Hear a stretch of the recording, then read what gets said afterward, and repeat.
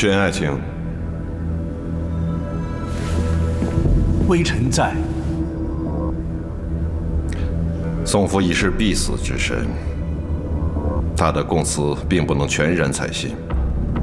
为防他随意攀摇，这份名单还需详查。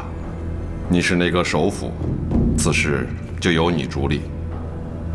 微臣领旨。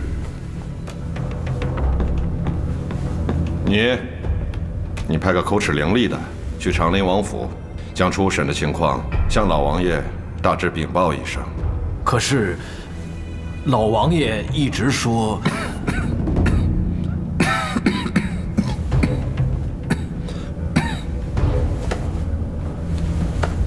平津回金陵后，王兄将一应的人证物证立即移交，之后再无查问，那是他相信朕自会公正处置。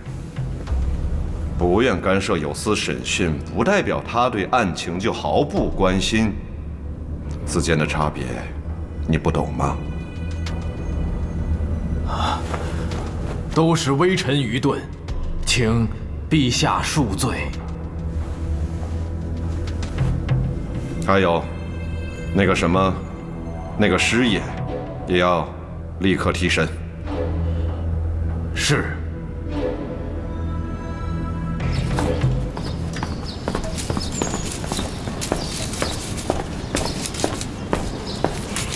姑娘，外头来客，长林世子妃请见。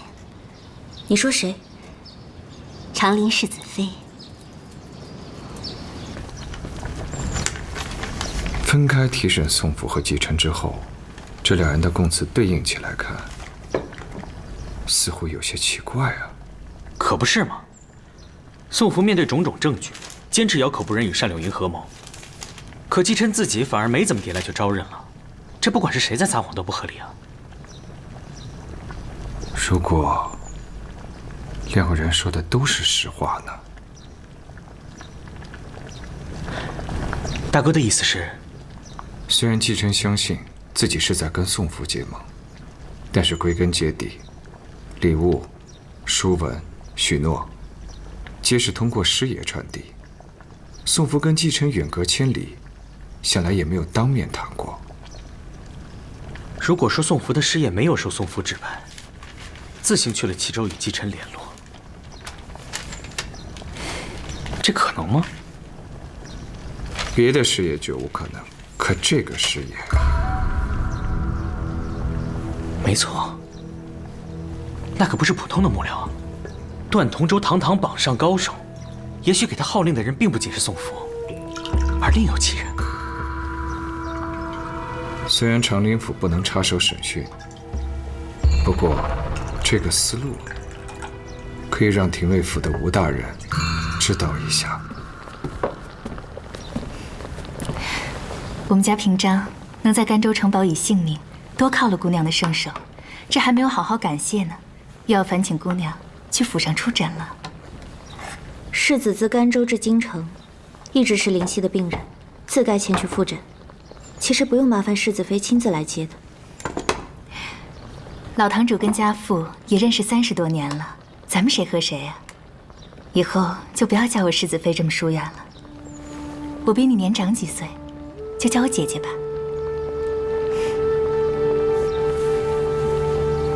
可以走了。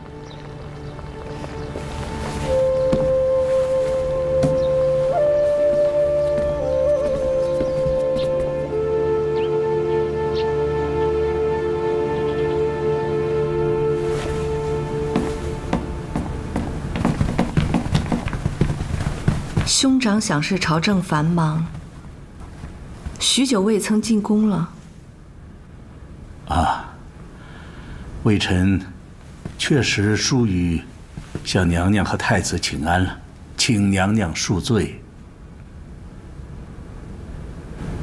听说长陵府的二公子回京之后，朝堂上不太安静。兄长你可有什么要跟本宫说的？请娘娘放心，微臣与这件事情绝无半点干系。真的？为了娘娘和太子，微臣不会这样不谨慎的。大人，您这前脚刚出宫，后脚就来提审这个尸眼，实在辛苦了。此乃朝廷大案，说什么辛苦？当然得赶着快些提审。人呢？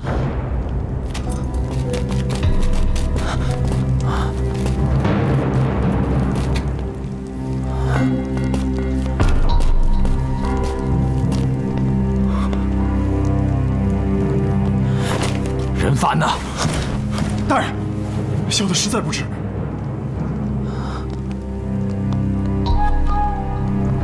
怎么会这样？撤！撤！离着，离着。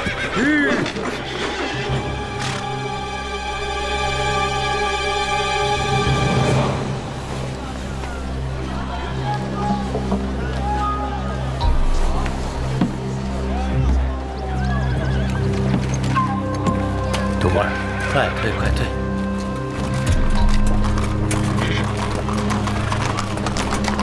是下人鲁莽，没有惊吓到世子妃吧？不碍事，上师不必在意。多谢世子妃宽宥。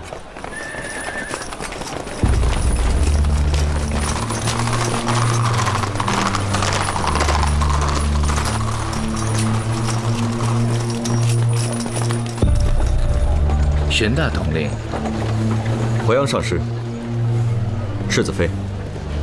师兄，这是出什么事儿了？天牢走失重犯，据报在此地发现了踪迹，故而封街搜查，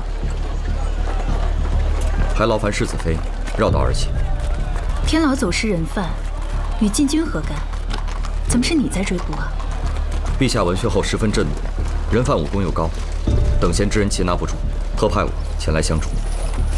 是段同舟。徒儿，快让开！是。多谢上师。师兄，我先走了。大脚。上师。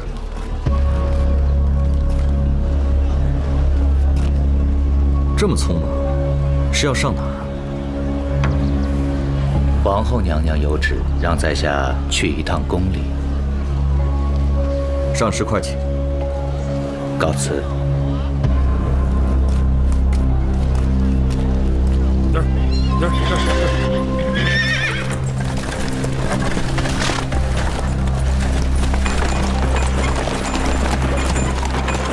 这琅琊高手一旦逃脱，人海茫茫，怕是很难再找到了。听世子妃刚刚，听蒙姐姐刚才的称呼，荀大统领应该是蒙氏门下吧？是的，他是五叔祖父一手调教的，可因为年纪太轻，所以就挂在家父门下了。我们便以兄妹相称。蒙老大人可是登上琅琊高手榜第1的人，在他的亲自教导下，当是不凡。哎呀，我就记得叔祖父当年偏心男孩子，教我的时候都没有教他那么认真。再后来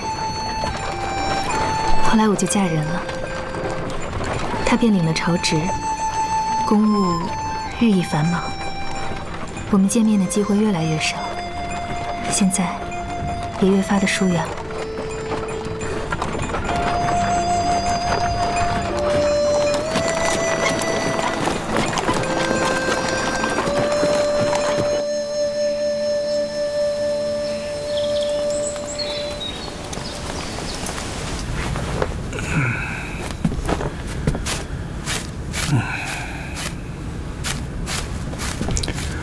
好了，不用伺候了，你们都去吧。是，老爷。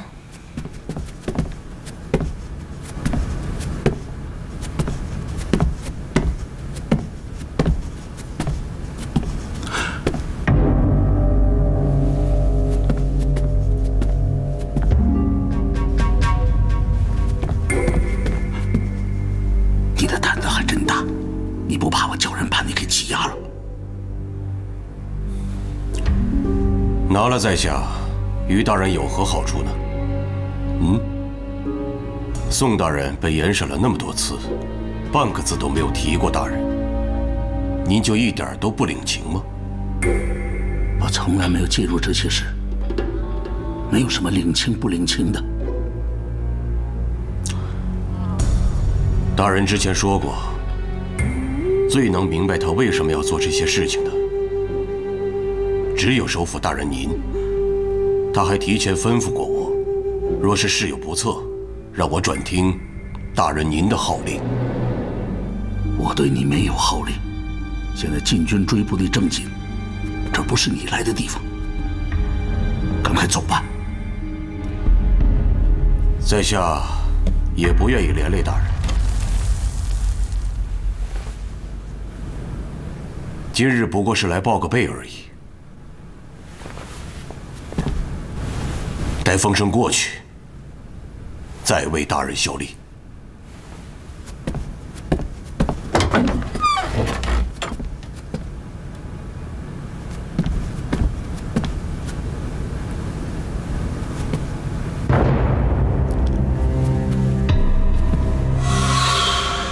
老爷，荀大统领来访。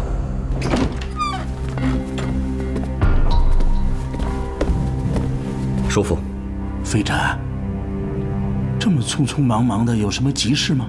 天狼走脱了重犯，禁军和巡防营正在紧密巡查。侄儿特来告知叔父，可要注意府上安全。哦，好，我这就让他们去做安排，你去忙吧。侄儿告退。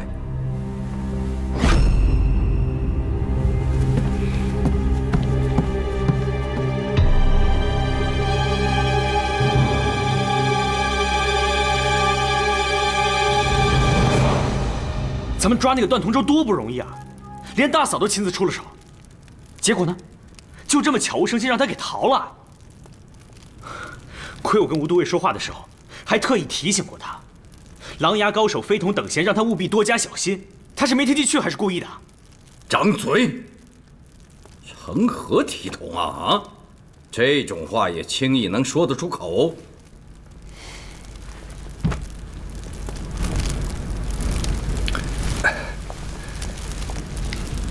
父王息怒，平津年纪小，有错受教诲就是，请父王不必动怒。平章啊，坐下来。谢父王。跟你这没规矩的弟弟，好好说说道理。是。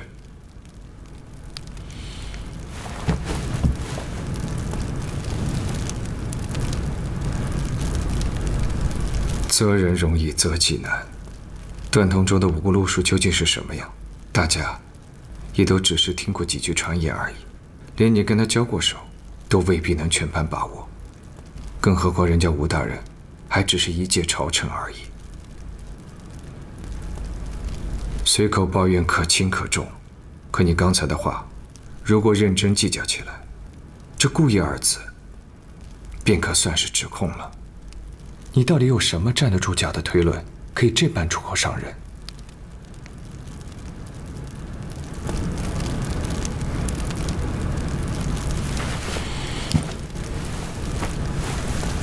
我知道了，是我无端揣测，说错话了。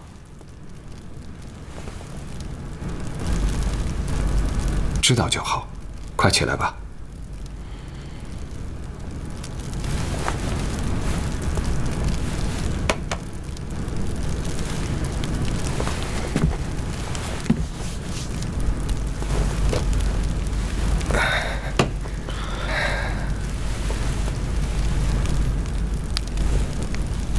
父王，陛下已经指派巡飞展负责追捕，京城里再也没有人比他更加合适了。只要段同舟露出一点踪迹，飞展必定不会放过他。好在段同舟并非主谋，他虽说逃逸，但宋福还在，对整个案子倒也没有太大影响。回禀陛下，逃狱的人犯乃是江湖高手，抓捕不易，一时半刻难有结果。除了4城遍布幻影图形以外，臣还命禁军和巡防营协作，长期巡查。只要人犯仍在京城周边，相信终有一日会落网。宋府招认的那份名单查得怎么样了？陛下，臣已经调查完毕。经查，一部分人是被利用，另有一部分人是受了欺瞒和蒙骗，但确有5人是同谋。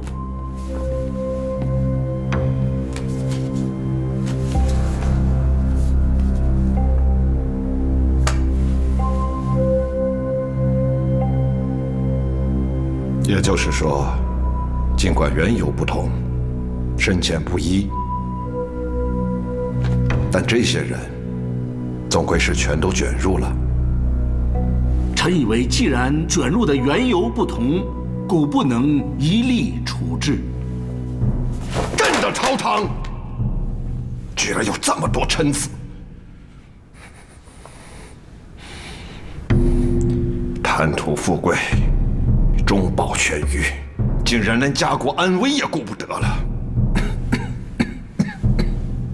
陛下，不过寥寥数人，图谋也未能得逞，陛下切莫伤心。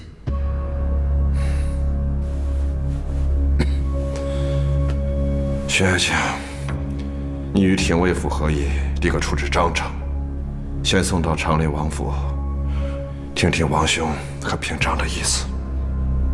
臣遵旨。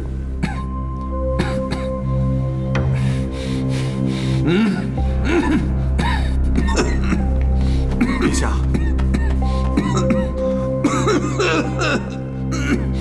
快去传太医！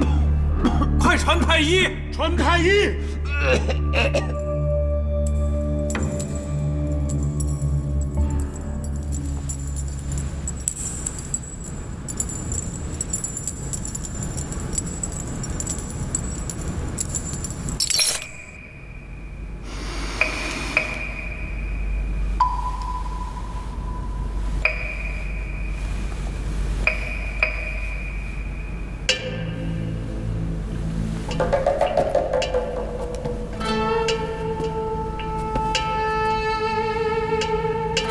元氏，快去吧。父皇，父皇，白神有旨，正如太医所说，陛下，这是因为冬寒入体，再加上近日心思有些不宁，故而引发不适。娘娘放心，并无大碍。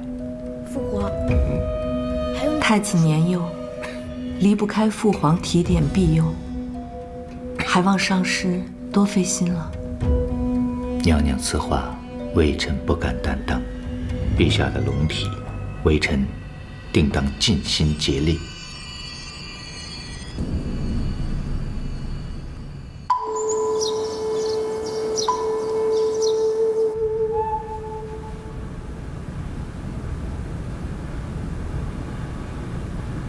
世子的伤情已无大碍，但调补血气、恢复体力还是需要时日的，难免会觉得有些慢。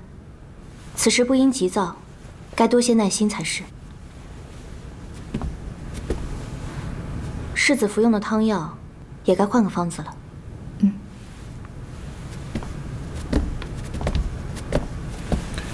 林姑娘医术精到，人又沉稳。若不是老堂主提起，这份气度，哪像是跟我们平津同年的人呢？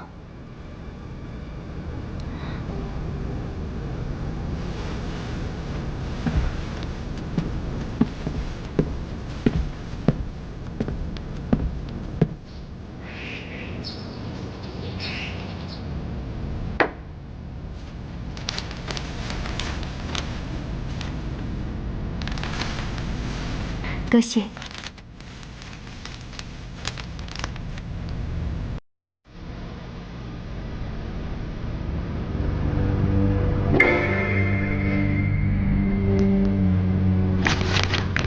妹妹，快到用膳的时间了，妹妹可否赏个脸啊？多谢姐姐留客，药房还有些事，我还是先走了。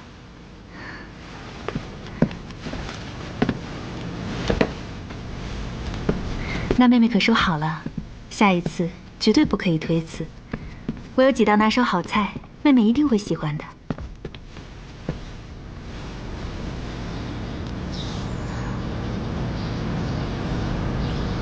姐姐的手伸得真好看。哪有啊？你看，都是茧子。好在我的夫君不嫌弃。那请姐姐留步吧。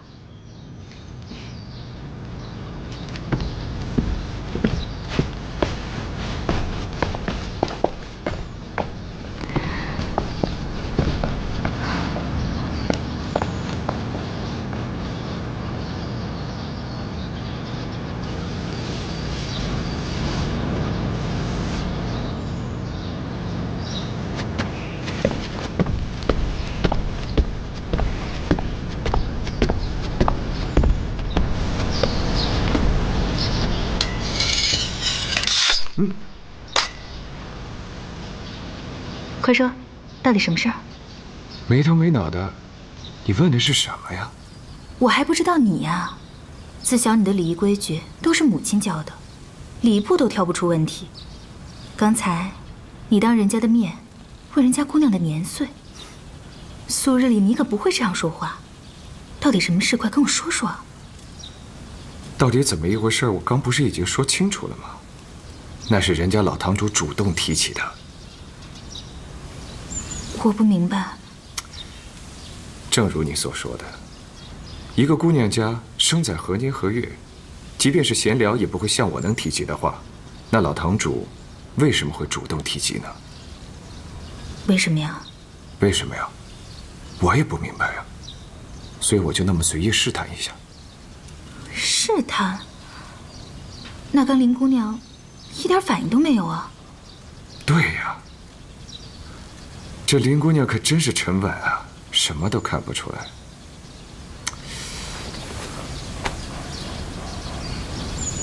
当然，也有可能是老堂主根本就不拘小节，是我自己想多了。就是你想多了。啊。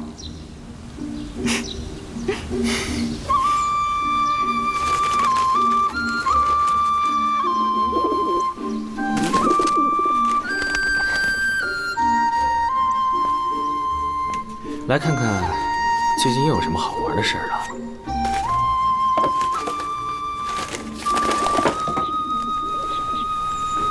二公子，冬青，二公子，世子请您过去。这么早？世子还吩咐说让您穿冠服。知道了。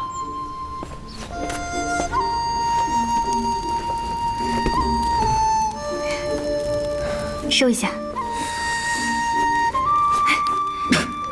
哎呀，是不是我手太重了？不重。你的身体能撑得住吗？又不是去别的地方，你担心什么？大哥，大嫂，好了，我走了。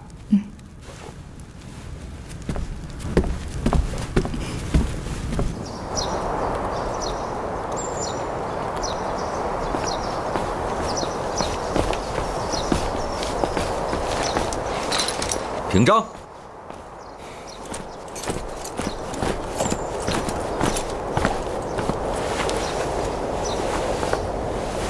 平章，你怎么进宫来了？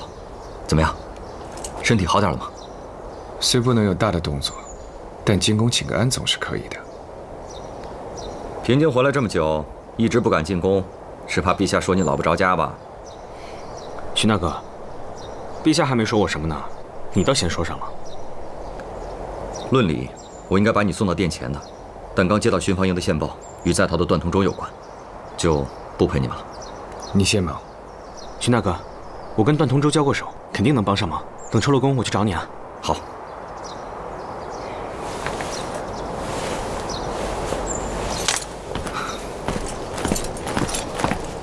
陛下到！哎呀，平章，免礼免礼，快起来。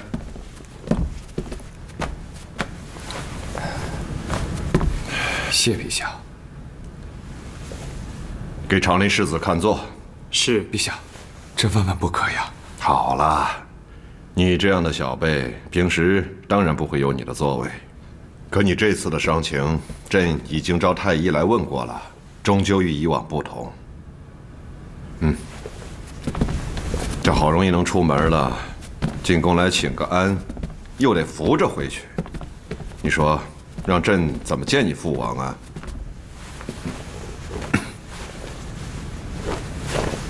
坐呀，大哥。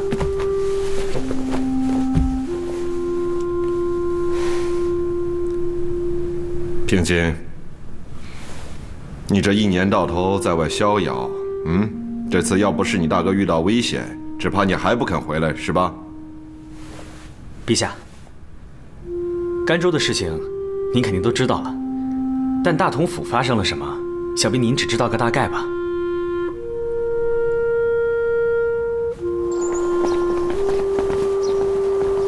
皇后娘娘，太子在做什么？怎么听说今天没去书院听课？回娘娘的话，昨日太傅说太子初解诗经解得很好，可以休息1天不去受教。可殿下记着陛下的吩咐，哪里肯歇着，自己在屋里练字呢。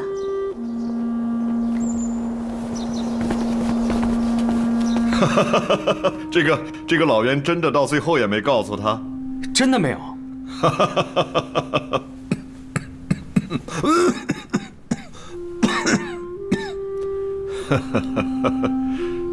我这个王兄自年轻时就思虑缜密，他能推演出姬琛的嫌疑，朕不奇怪。但顺水推舟以此来历练你，倒不像是他的行事之风啊。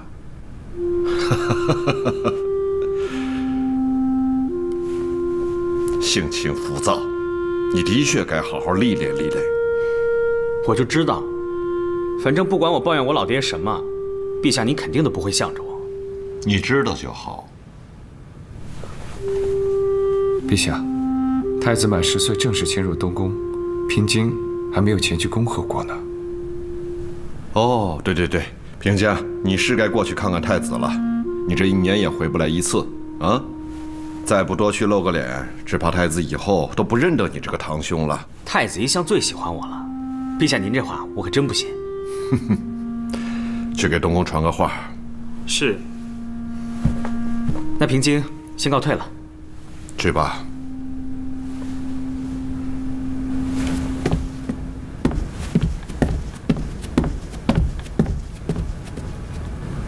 平正啊，朕听说你曾上琅琊阁问过一个问题。陛下，朕只是与你闲谈，无需惶恐。二公子。哦，是上师大人。在下濮阳英。濮阳上师。二公子之前不常在京城，我们也只见过数面，记不起来很正常。看来陛下说的没错，再不去东宫多见几面，袁氏那小子肯定不记得我了。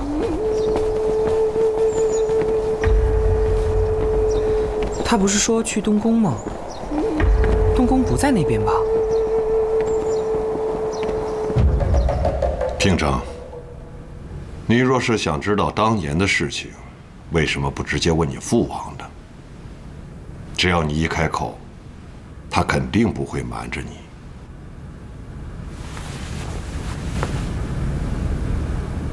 琅琊阁不受任何一国朝廷拘管，有一双世外的眼睛，朕希望可以借来看看，免受身在局中之误。那你看清了吗？看清了。平正，朕今日跟你说实话，当初你父王决定册立你为世子时，朕的确极力反对过。陛下更希望立平津，是。臣和陛下想的一样，也希望父王能够离平津。那你就错了。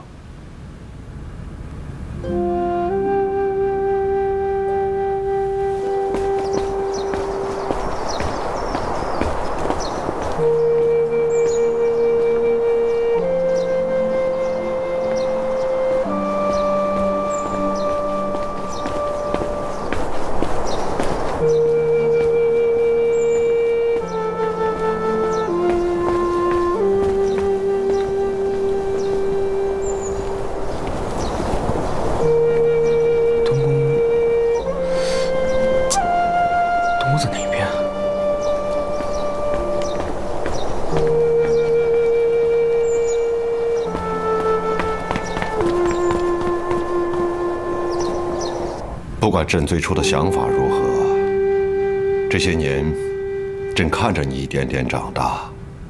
其实朕很快就明白，你的父王是对的。你是最让长辈放心的孩子，这个长林世子之位，没有人比你更合适。平津只是还需历练，将来假以时日。平津天生性情飞扬，除非境遇大变。否则，你再历练他，骨子里也是改不了的。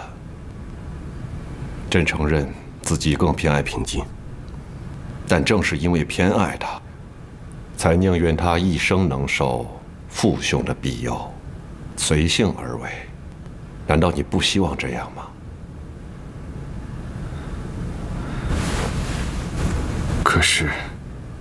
可是平津资质如此之好，臣总觉得，若是不加重担，就这样随他散漫，有些对不住父王和母亲。那不是还有你吗，平章？你是你父王最心爱的孩子，将来朕的太子也是要交托给你才会放心的。哎呀，好了，我们两把老国都还在呢，不急着想这些。平章啊，朕得去歇息了，你也去东宫看看太子吧，给长林世子传步辇。陛下，在这宫中，东宫路途过于遥远，平津朕不管，你不能再劳累了。传步辇。是。臣谢陛下隆恩。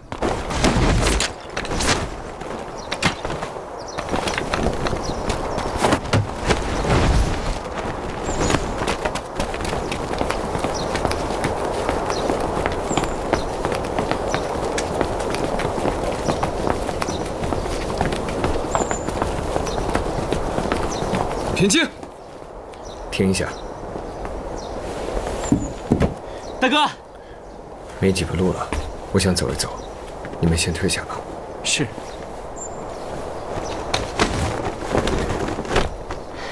大哥，大哥，你可算是来了。我虽然也算是在宫里跑大的，可东宫那一片分宫好几年了，我也没怎么去过。这到底该朝哪边走啊？你迷了方向，找人带你就是。跳上去做什么？这里可是宫城禁地，礼制森严。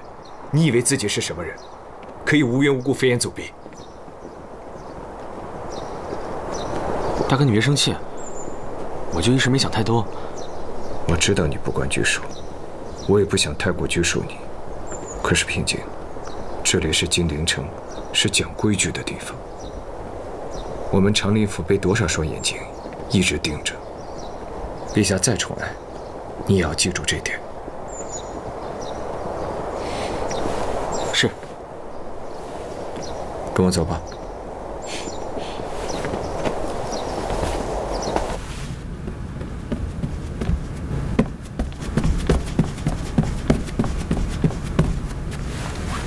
启禀皇后娘娘、太子殿下，长林世子携二公子在殿外求见。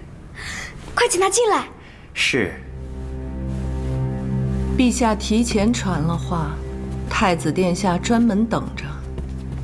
这长林二公子这么慢悠悠的过来，心可也够大的。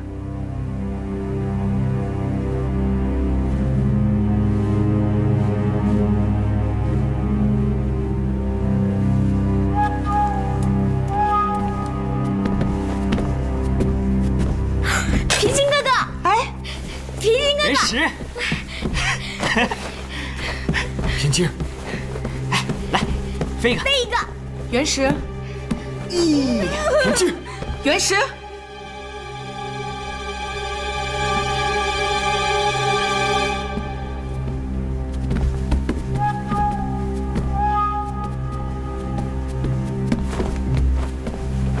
微臣萧平章，参见皇后娘娘，参见太子殿下。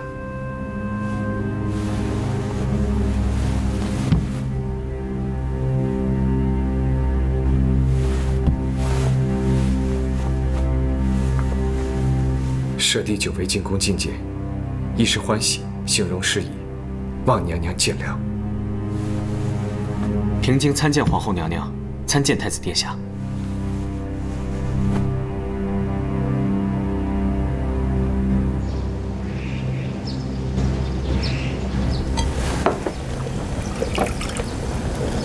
真是不好意思，忘了今天是平章复诊的日子，让妹妹白跑一趟了。不过也好，我们姐妹两个喝茶吃点心，聊聊天也不错，你觉得呢？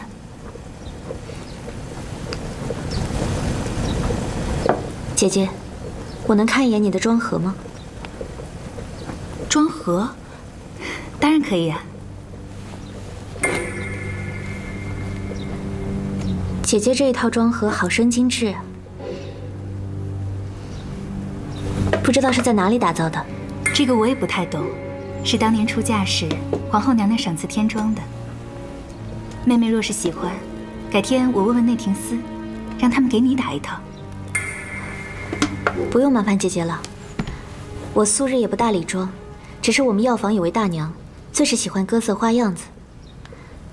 这盒子上的纹样，我竟从没有见过相似的。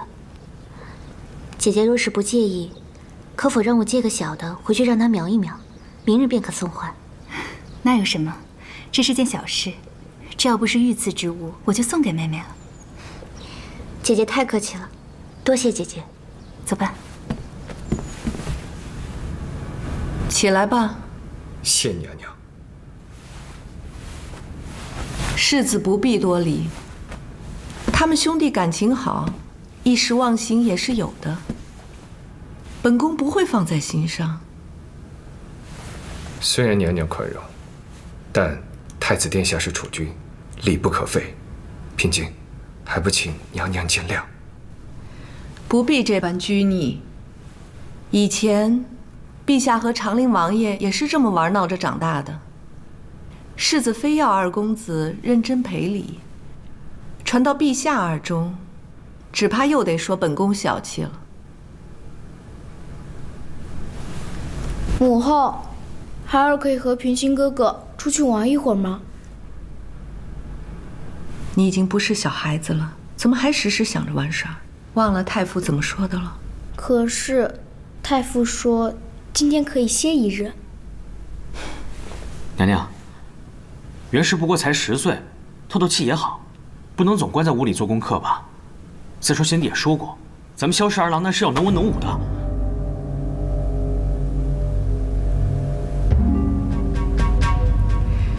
二公子搬出先帝来，本宫还能说什么呢？太子想去便去吧，记得不要出前院便是。是。平章哥哥一起吗？臣今日身体不适，下次再陪殿下如何？嗯。走吧，走。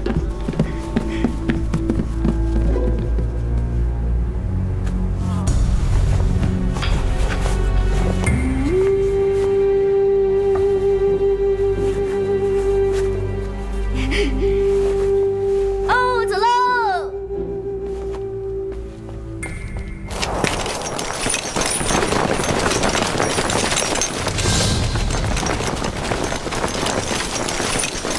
大统领，这一片左右没有出口。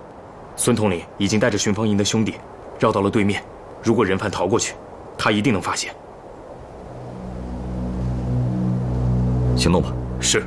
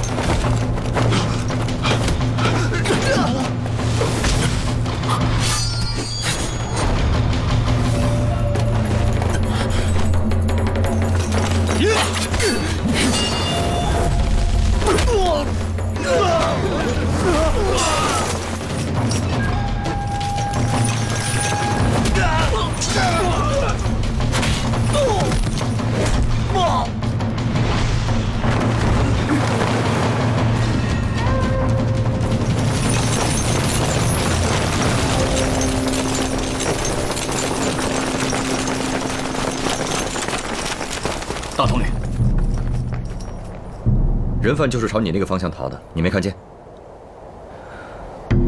并无踪影啊。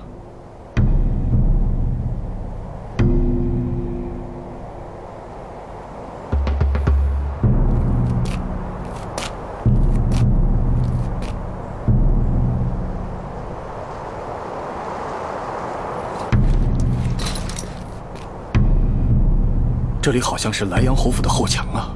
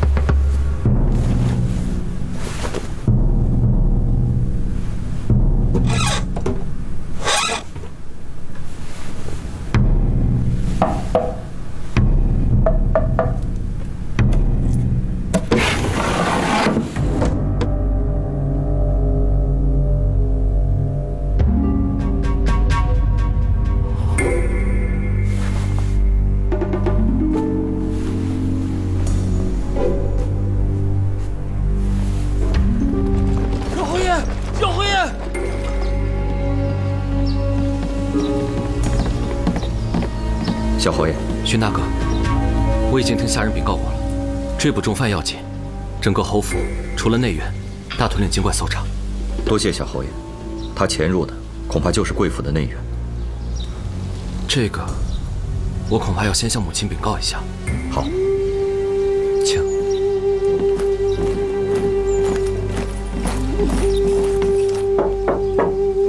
母亲。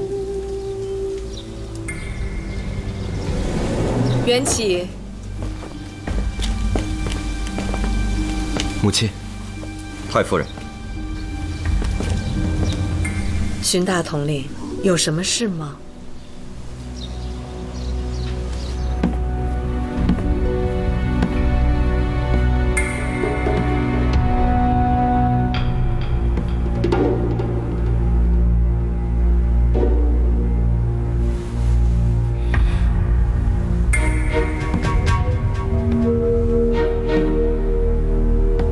莱阳太夫人，这个柜子可否？啊，我来吧。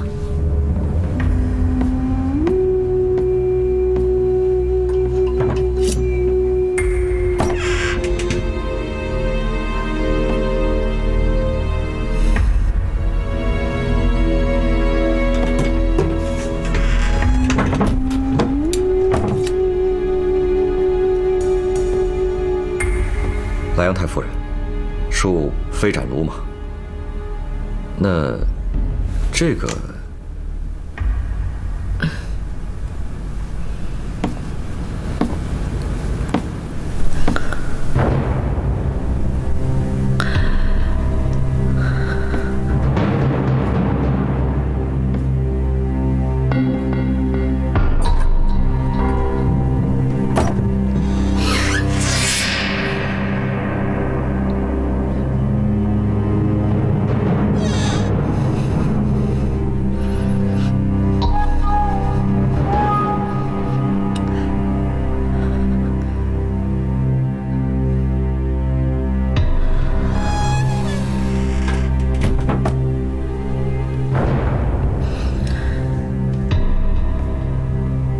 里面都是些老身的贴身衣物，可以了吗？惊扰莱阳太夫人了。有劳玄大哥。走。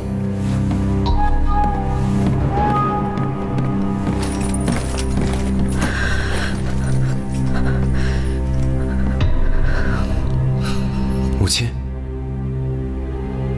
母亲怎么了？没事儿，我想清静一下，你先出去吧。孩儿告退。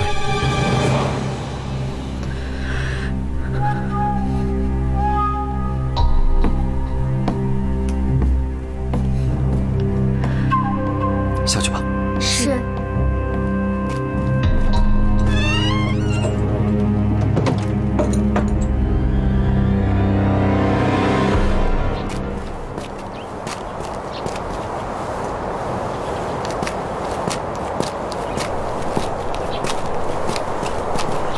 大哥，你不用这么生气吧？原是一个才满10岁的小孩子，皇后娘娘管教的也实在太严厉了。听着，你给我记住2点：第一，太子殿下已经正式册封东宫，他的名讳不可随意称呼；第二，皇后娘娘管教太子，唯有陛下和太子3师可以辅政。你是什么身份？可以当面指摘。大哥，1、2句话而已，真的需要想这么多吗？怪不得老阁主说过，身在金陵朝局中的人，全都活得太累了。哼。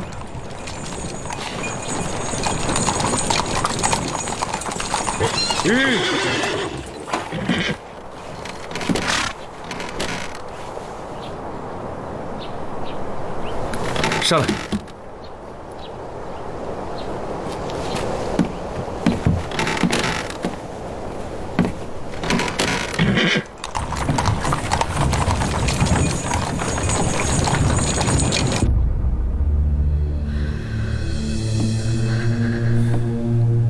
以巫蛊之术诅咒皇帝陛下。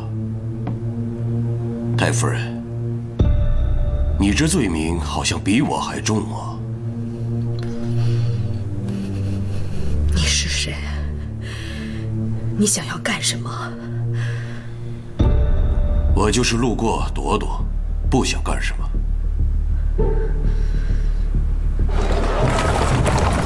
我不是想跟大哥顶嘴，就是觉得你这么小心翼翼，是不是反倒有些刻意了？平津，段同舟脱狱之前，你我不是就已经推断他另有效命之人了？大哥想到谁了？没有，这也不是可以随便猜测的事。但是不管怎么样，总归是有那么一个敌人隐在暗处。你有没有想过，我长历府一心为国护卫边境，为何在朝中要面对如此多的敌意？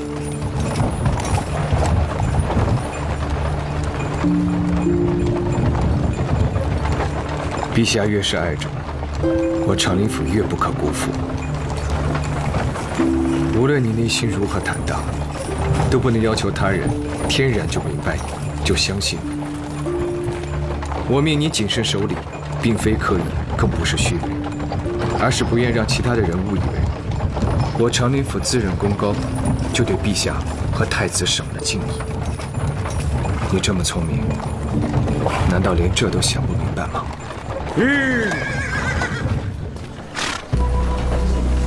禁军和巡防营怎么会在莱阳府的外面？难道是？你去吧，但是要听从飞展的安排。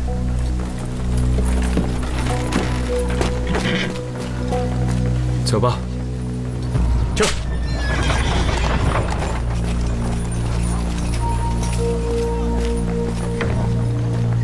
二公子，二公子，二公子。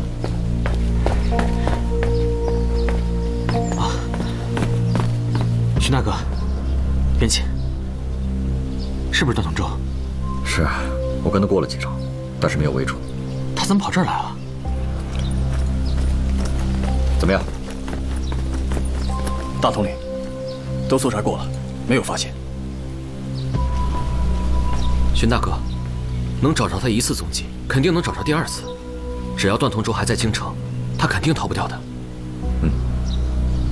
搜捕你的人已经都离开了，你还是赶快走吧。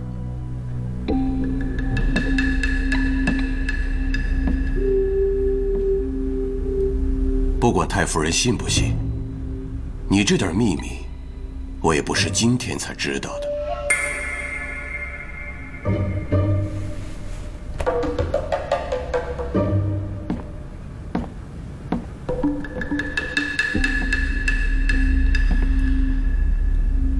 但说句实话，躲在这屋里悄悄扎几针，真的能解得了太夫人寡居多年的心头之恨吗？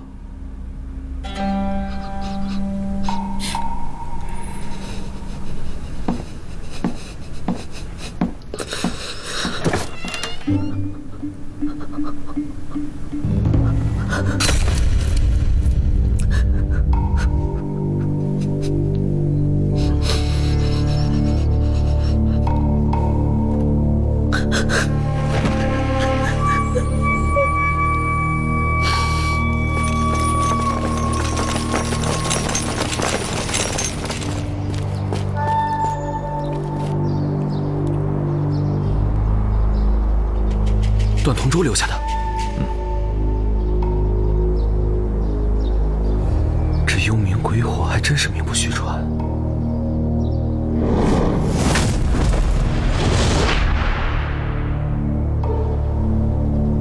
徐大哥，你怎么了？哦，没什么，只是刚才交手的时候没有注意到，这个段同舟居然如此高强。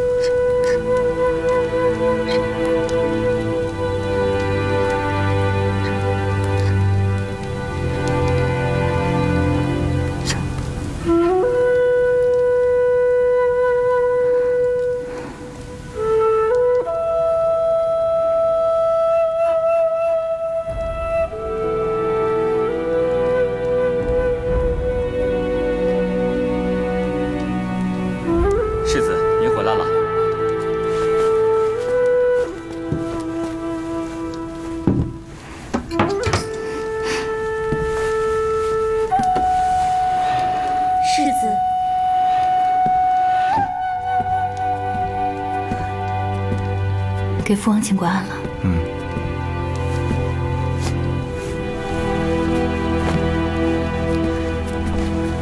林姑娘说，最后一副药得睡前喝。我去给你拿药。别着急。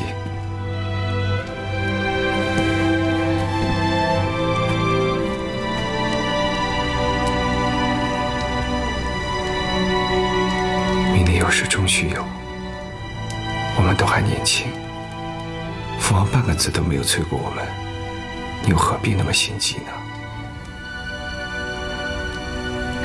可是，我都嫁给你7年了。才7年就腻了，我还要你嫁给我一辈子呢。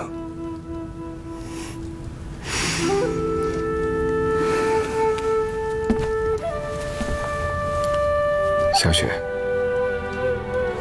我们从小一起长大的，我不仅是你的夫君，也是你的屏障哥哥。对我来说，能够娶到你，就已经很幸福了。至于其他的，若有，那是锦上添花；若没有，也不必太过在意。我就是想锦上添花，想给你生个孩子。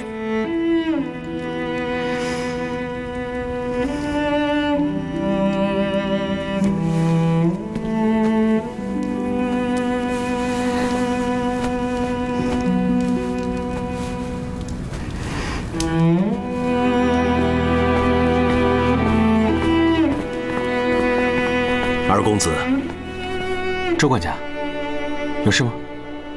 季风堂的伙计来传话，他们姑娘说，请您过去一趟。现在吗？好像是吧。好，知道了。这边，二公子，小心脚下。哎，云姐，您知道林姑娘找我是什么事吗？我也不清楚，二公子亲自问姑娘吧。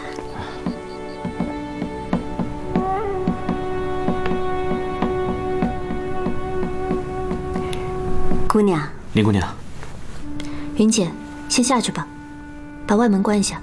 是。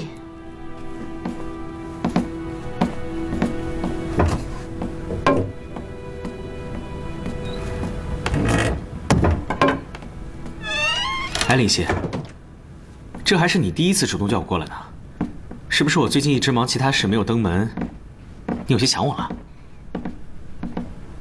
哎，想我就想我嘛，没关系的。我一直都挺招人想的。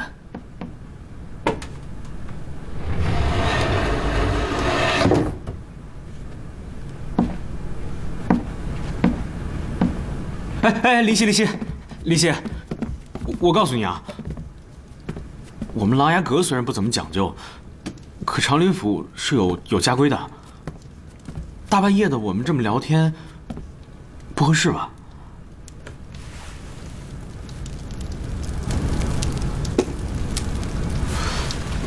这盒子怎么这么眼熟啊？这是你大嫂的。你大半夜叫我过来，就给我看我大嫂的脂粉盒啊？你再仔细看看。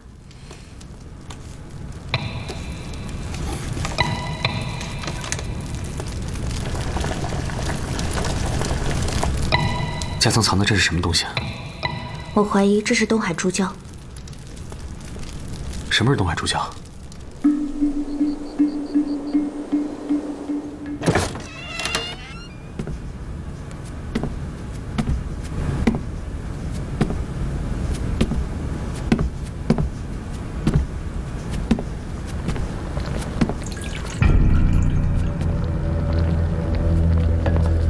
飞斩，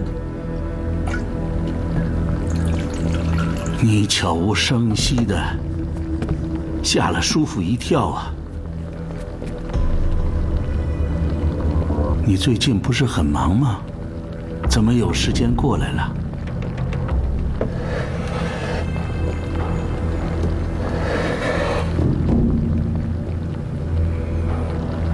我最近之所以很忙，忙的都是陛下交托搜捕逃犯之事。今日接到巡防营来报，发现了段同舟的踪迹。我跟他交了一下手。你跟他交手了？那人抓到了吗？你的意思是说，我大嫂结婚这么多年没有孩子，就是因为这个东西。东海珠胶药性极寒，放置不动亦可散发尽燃。如果世子妃常用这个粉盒的话，很有可能会引发出我们现在所看到的后果。此药极为难得，我也只在数年前才见过一次。这一片凝胶究竟是不是东海珠胶，我尚不能确认。这就是我为什么没有直接告诉你大嫂，而把你先请过来的原因。我明白了，孩子一直是大嫂心里的一个结。你若是判断错了，我这么急着告诉他和大哥，也不过是平添他们两个的烦恼罢了。二公子能想到这一点，也算很体贴了。那你要怎么才能确认？既然他已经在我手上了，测试比对一下毒性就行了。需要多久？最近药房不忙，2、3天就可以了。能够从你的手下脱身，看来此人的确不凡呐。段同舟的武功的确邪性得很，与我交手的时候留下了一个掌印，看上去却不似肉身，就像烧红的铁掌烙下的一般。这手功夫，即便是在茫茫的江湖前，也不可能有第二个人做到，更何况在这京城之中。叔父是否能告诉我，到底是怎么回事？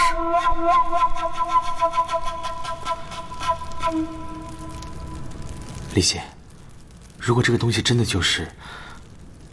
那我大嫂还能调理回来吗？世子妃是习武之人，身体康健，应该还可以想别的办法。可究竟是谁会做这样的事？他所图的又是什么呢？我是医家，自小读的是医学宝典，想的是济世救人。至于世上为什么会有这样的事，我从来都想不明白。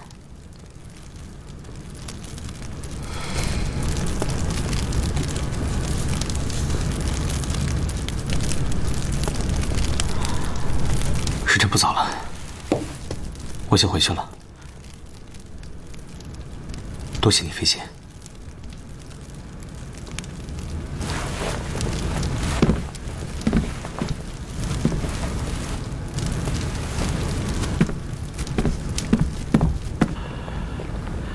叔父是一个文官，对于武学知识是一窍不通啊。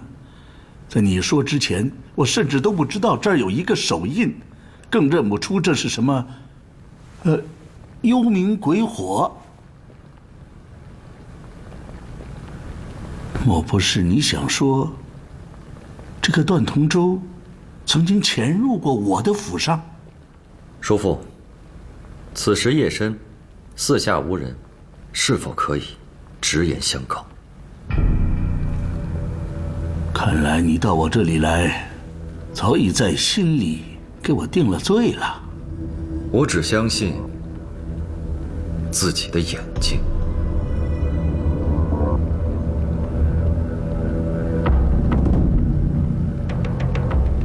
若是说我与宋福的案子有牵扯，那么他本人为什么不来指认我呢？也许你确实没有跟他合谋过，也许这个段同舟在京城仰仗的也不止宋福一人，也许这位幽冥长跑到齐州与季琛联络，只是打着宋福的旗号，而背后却另有其人。你怀疑是叔父我？叔父，我刚刚说过了，我只相信自己的眼睛。哼，就算是段同舟曾经来过我的府上，难道这也是罪证吗？是否是罪证，不是我能判断的。难道叔父想让我向陛下如实禀明，等待圣裁吗？飞展，飞展，你自幼父母双亡，叔父可曾有一日薄待过你？从小你的饥寒冷暖，样样是你婶婶操心照顾你呀。你7岁突然想要学武，是叔父亲自跑到蒙府替你拜师的。够了！叔父，你知道飞展想听到的不是这些。大人没事吧？没事，都到院子外面去，不许进来。是，大人。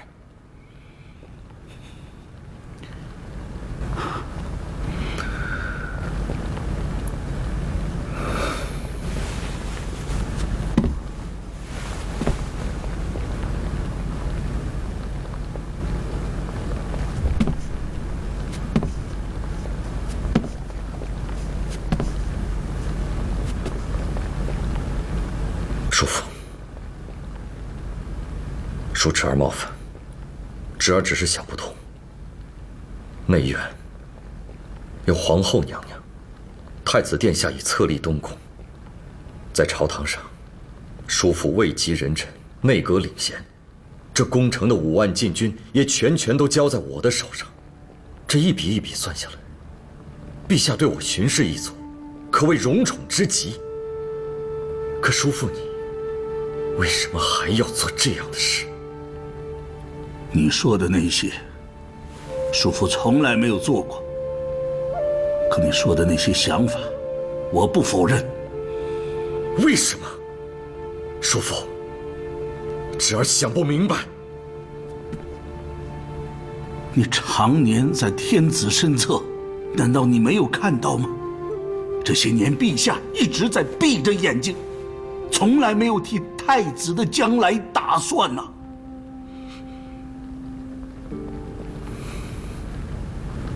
叔父绝不是危言耸听。长林王府眼下的声势，你心里也是明白的。先帝的恩情犹在，陛下和长林王兄弟情深，他们可以这样相处。太子将来能吗？如果不加以制衡，未雨绸缪，难保日后不会血雨腥风啊！不，我不相信老王爷是这样的人，平章也绝对不是。你的这种想法太可笑，太稚嫩了，飞展。难道我们大梁江山天子的皇位都要仰赖长林王府的品行不成？他们若为人正，江山则安稳；他们一旦有一念之差，就会风雨飘摇。换了是你，你能心安吗？按照叔父的意思是，就是为了你一点点的诛心之念，就能使出如此的手段吗？飞展倒要问问叔父，难道死在北境前线的不是我大梁的将士？敌军的铁蹄一旦南下，践踏的不是我大梁的国土吗？飞展，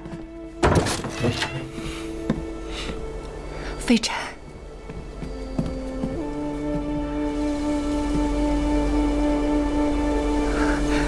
听下人说，书房动静不对，人也都撵了出来。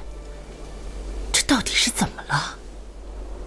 你们叔侄一向和睦，为何要起争执？婶娘，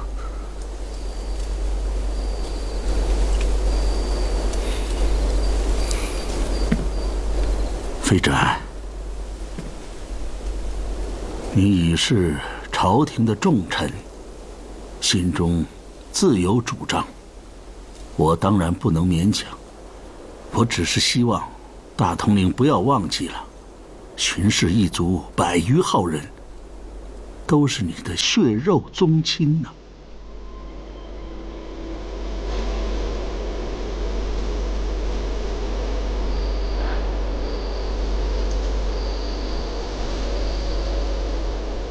叔父，在我没有抓到段腾州之前，我什么都不会说。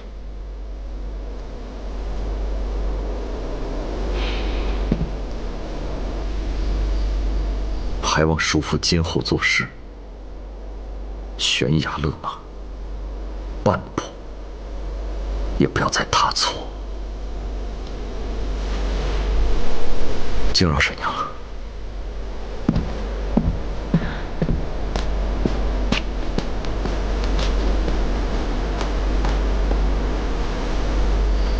老爷，孩子语气这么重，到底发生什么事了？飞展这孩子心软，没事，没事的。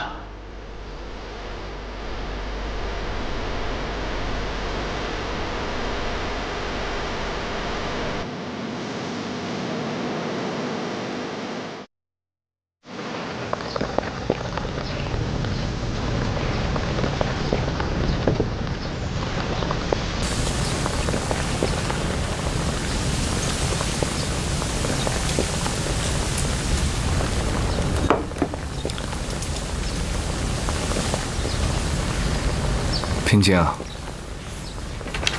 林夕姑娘昨晚找你，有什么事儿吗？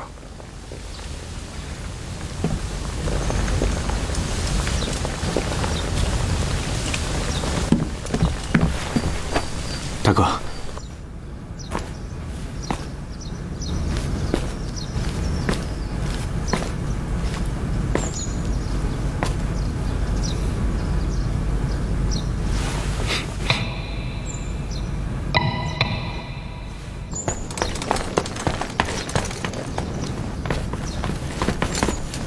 大统领，内廷司魏大人到。嗯。大哥，大哥，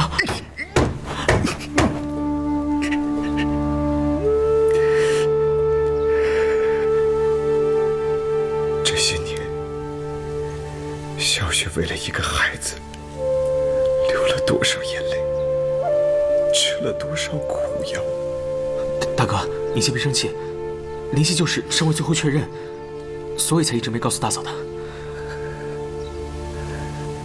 平静，麻烦你去请林夕姑娘立即来一趟。让她来做什么？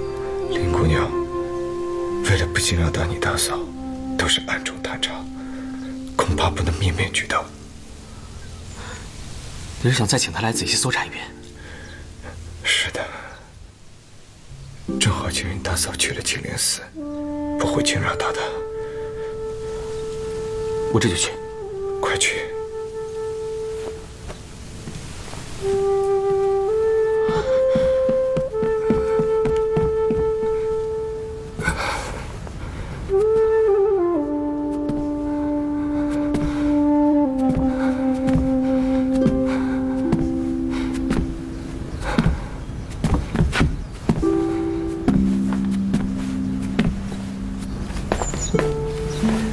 见过大统领。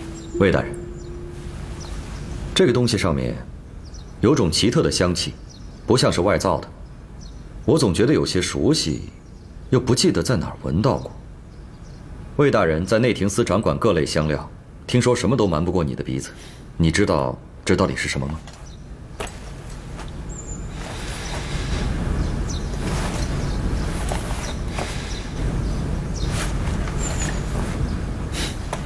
大统领，这上面沾了内廷专为白神祭坛特别调制的灯油，外造的绝不可能跟这个一样。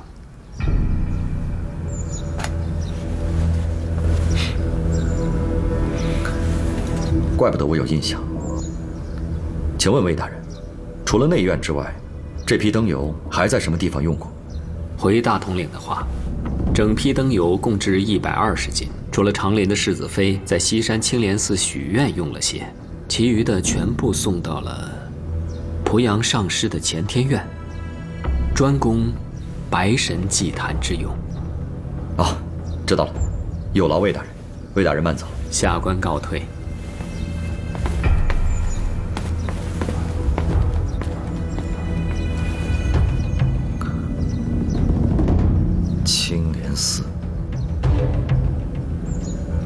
天院。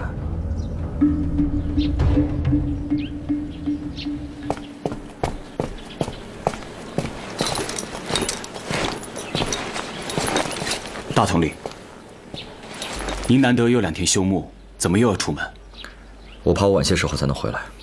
日间禁军要有什么事，但凡不太要紧的，就由你代为处理。是。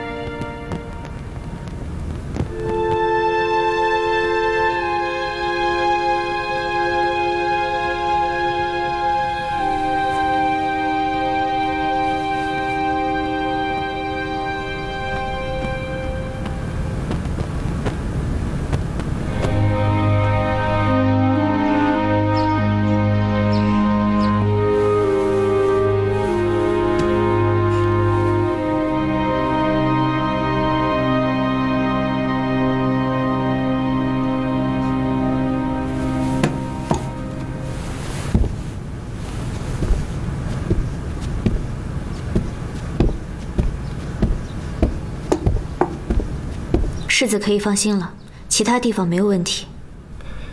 这么说，只有这个粉盒。东海珠胶是极为难得之物，单这分量足以达到目的，不在其他地方画蛇添足也是情理之中的。有劳林姑娘。世子不必客气。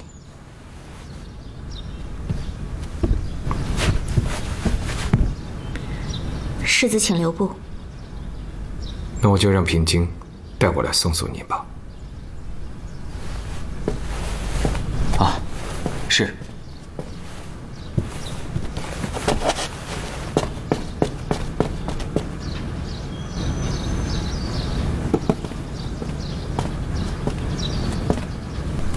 世子，东西是皇后赐下的，但中间经手传递的人太杂了些。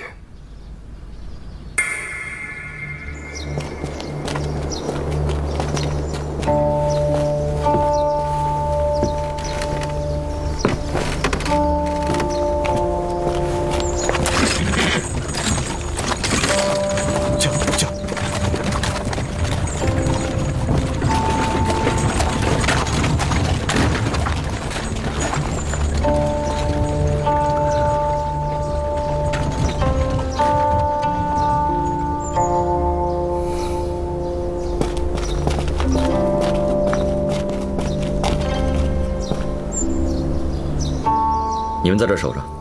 是。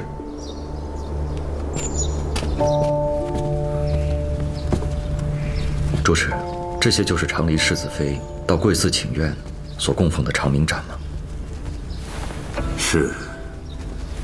老衲也知道，陛下亲旨御赐的灯油，须得小心使用。为保灯火长明，特安排座下弟子轮值守卫。这殿里就没有断过人。主持，还要劳烦主持召集寺中所有的人，帮我查问一下，看看是否有人见过这个人。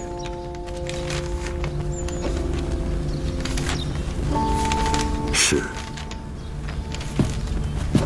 哎，请问主持，一般人等到贵寺进香，许的都是什么愿呢？南海慈航。善男信女驾前所求，无外乎子嗣兴旺，家宅安康。多谢主持。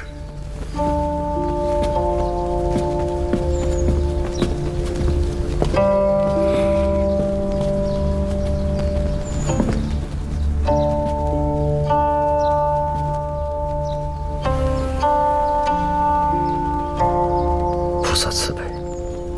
无论师妹所求何事，念她一片虔诚，万望让她如愿。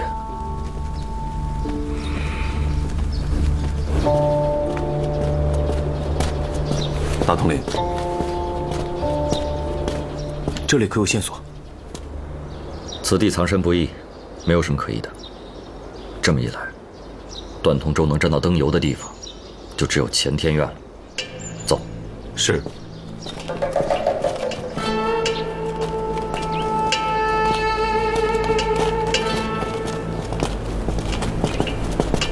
师傅，东海那边可有消息？师傅放心，书信已经送到。朵儿方才要和师傅说什么？人到了，在丹房等候。取些好茶来。是。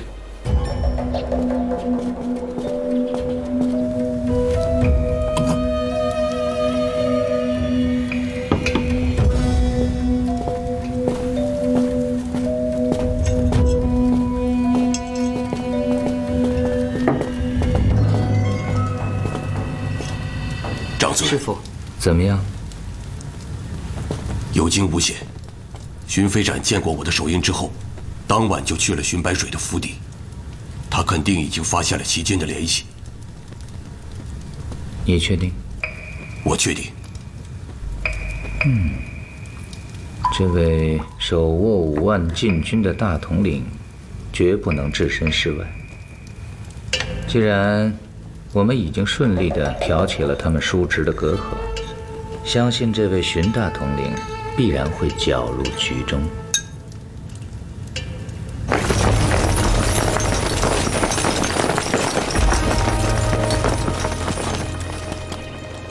围起来！师傅，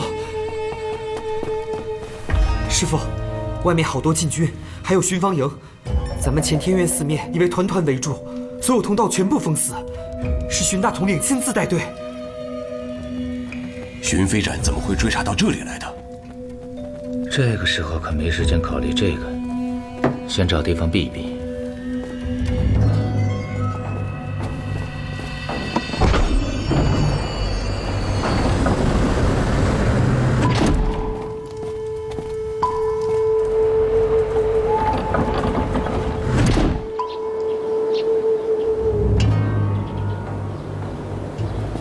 荀大人，为何要盘查我神教信徒啊？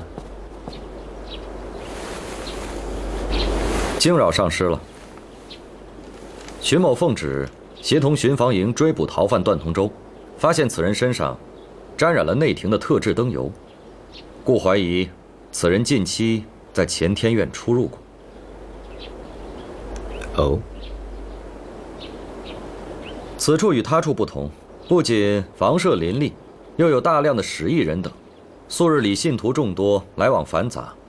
以段同舟这样的绝世高手，想要藏身隐匿于此，倒也是个好办法。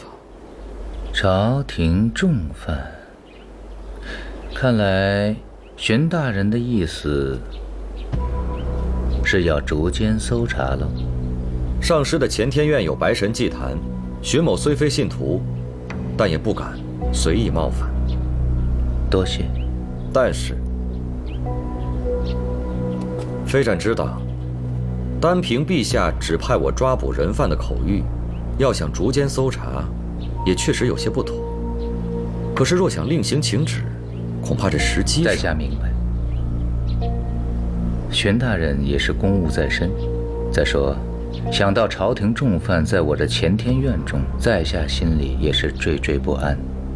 不过，我这前殿后院有颇多御赐之物，还请诸位兄弟搜查时多加点小心。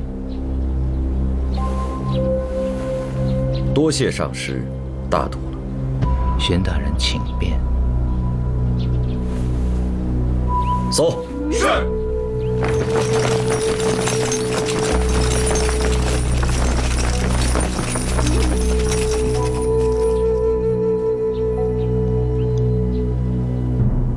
兄长不是说，送符的事与你没有干系吗？娘娘，微臣没有直接的卷入，但此时正是圣心恼怒的时候，有些许的牵扯，也很难解释清楚。以飞展这性子，他最后会怎么办？谁能拿得准？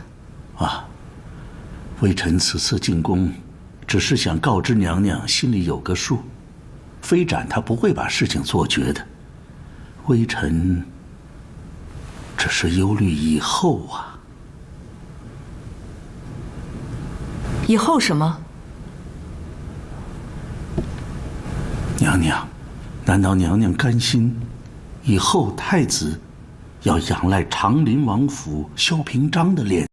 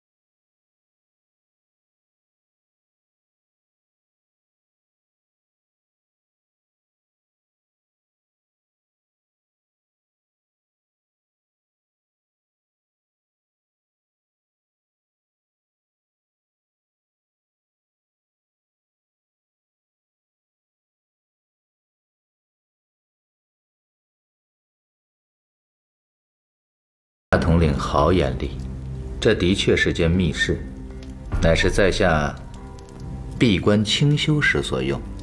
打开看看如何？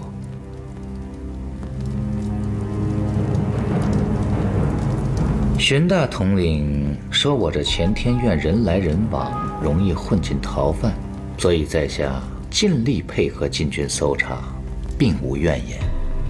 可现在你要打开在下的密室，这意思可就不一样了。密室需要机关开启，绝非外人可以偷偷混进。若是大统领执意搜查我丹房密室，莫非是怀疑在下有意窝藏朝廷重犯？薛某想问上师一句，请问有吗？有什么？窝藏？当然没有。既然没有，打开看看又何妨？上师请。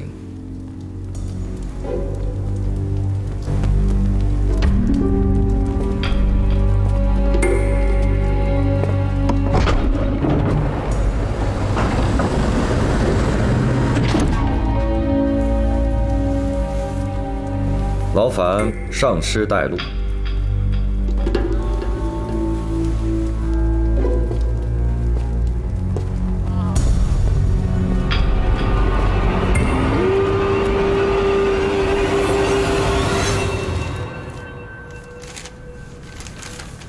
大同府一案，田卫府审到了现在，大致案情已经清楚。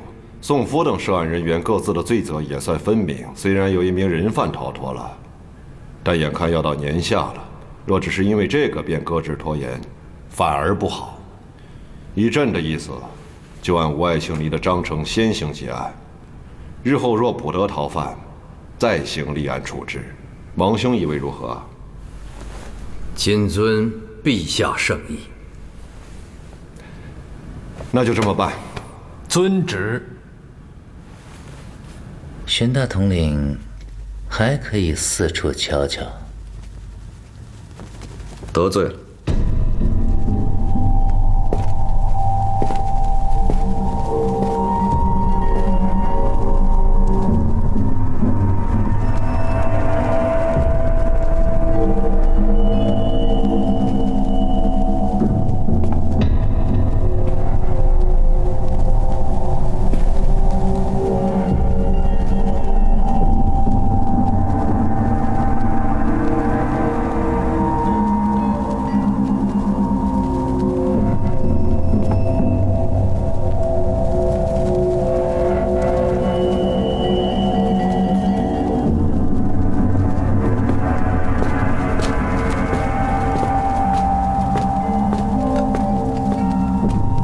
给上师添了这么多麻烦，实在抱歉。今后若有何异常，还请及时传报禁卫府。该抱歉的应该是在下，让荀大统领失望了。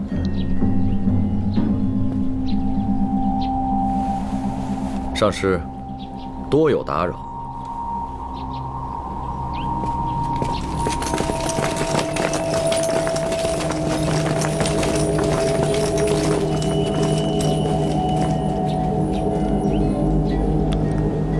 进京这么久，这是头回捏把汗。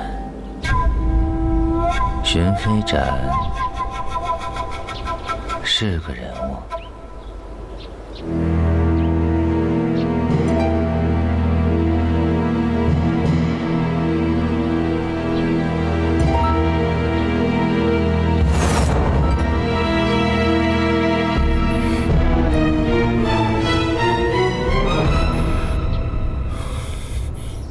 你说荀飞展近日搜查了乾天院，什么缘故？追捕段同舟。他是发现了什么踪迹呢，还是怀疑上了濮阳英？若是一点线索也没有，飞展也不会贸然登门。濮阳上师可是极受皇后娘娘宠幸之人，换做旁人，怕是不敢轻易招惹。但飞展是荀家人，反而毫无顾忌。濮阳英这个人虽说有上师尊号，但他不挂朝职，不理朝政。近来这些事，论理于他，没有丝毫瓜葛。但他若是卷进来了，倒让我想不通。想不通是为了什么？虽然大唐府沉船，匆匆结了案。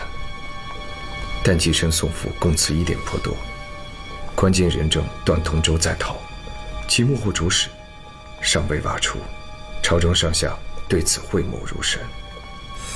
我怎么感觉此事尚未了结，倒像只是掀开了帷幕一角。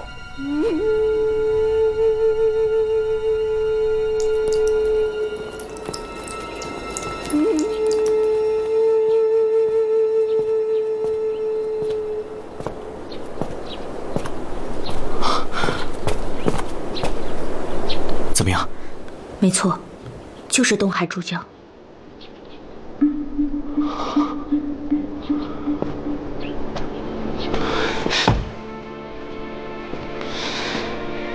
这套装盒7年前便赐给姐姐了，她身体的伤损必定不轻。但是怎么会呢？大嫂武门出身，内功心法也习资高人，身体有什么不对？难道她感觉不出来吗？我很难跟你解释清楚，但这个伤损跟她身体是否有不适之感，并没有完全的关系。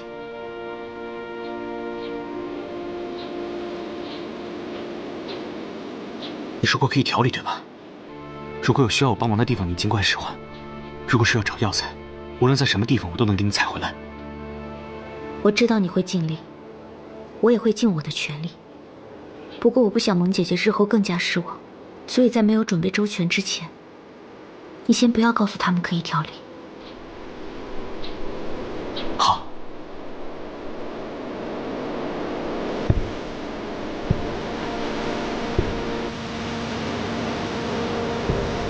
林姑娘明天会过来一趟，再帮大嫂详细的诊断一遍。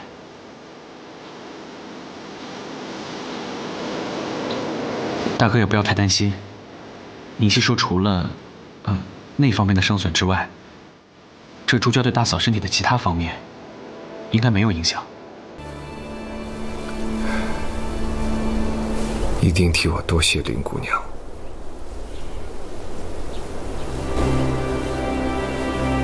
这方法只是又阴狠又恶毒，可偏偏又很难去查。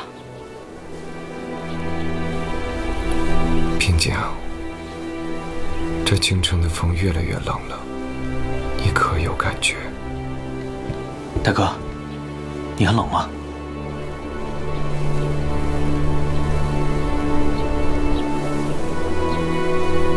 冷风也罢，暴雨也好，咱们长陵王府又不是没经历过风雨。平静，你随我出一趟门。大哥，你要去哪儿？天牢。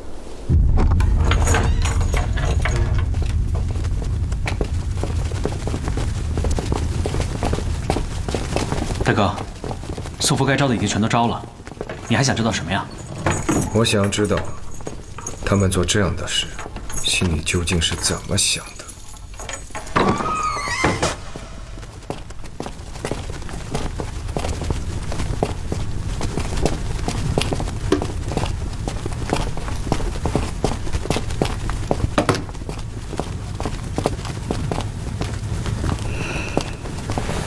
有劳。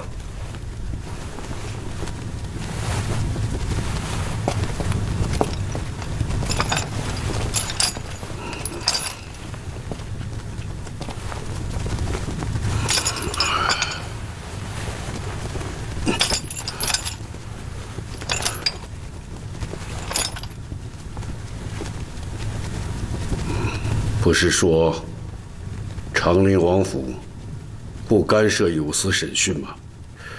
世子还是忍不住了。此案已经审结，朱笔御批，判你腰斩7世，本应连3族。陛下宽仁，许你做男丁流放发卖。怎么，这个结果你还不知道吗？我这有一份宋大人的履历。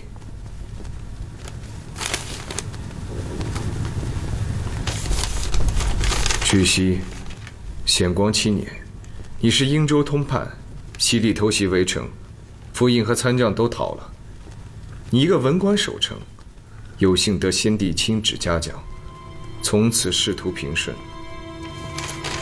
那个时候的宋大人，骨头里还算有些血气，心里也还是有家国子民的，只是不知道这样一份心肠，什么时候就开始变了呢？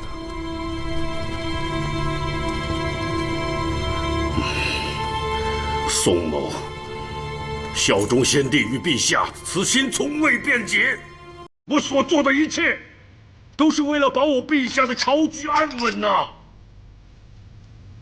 大人这话，我就有些听不懂了。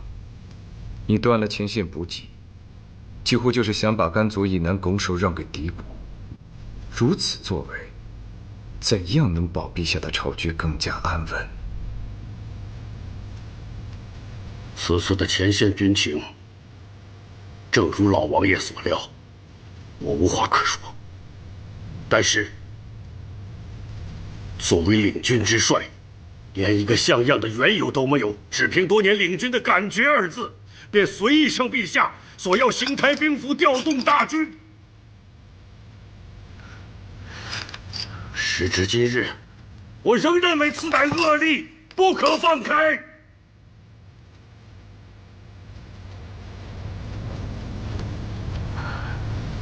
请问世子，我大梁为政为君，皆是有令。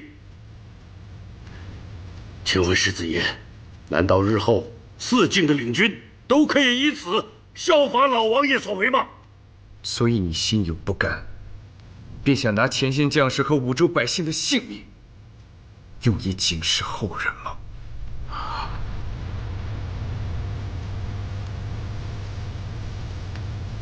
我没有这么想。大同府的安排的确是我下的令，只是我万万没有想到，大禹会全军南下，而且专攻甘州。我只是想延迟补给，让长陵军无法主动挑起和大禹的战事而已。我没有想断送甘州啊！说句心里话，满朝文武跟我一样的人有很多，我们都想看看长陵军，看你们长陵军打一场败一仗，挫挫你们的锐气，以此让长陵王府有所节制，不那么功高盖主。我们就是想看着你们打一场败仗。打一场败仗？我大哥差点死在甘州。你们就就这么恨我们长林府吗？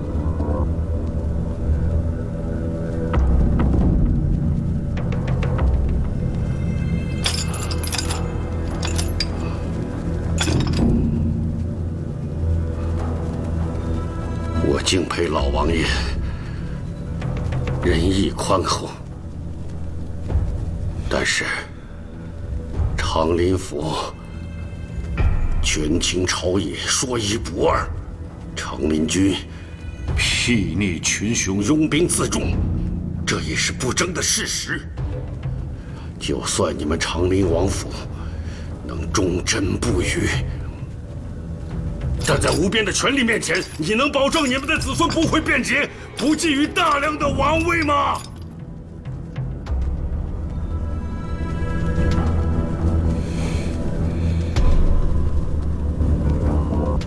你可知道，其实也是琅琊榜高手段同舟？知道。他做了师爷之后告诉我的。那段同舟是否是在为你效力？姬琛与段同舟联手试图抹杀仁政，那是我亲眼所见。若姬琛与你并无勾结，那他为何要冒这么大的风险做这样的事？我没有，我从来没有派人去过齐州，从来没有。说句实话，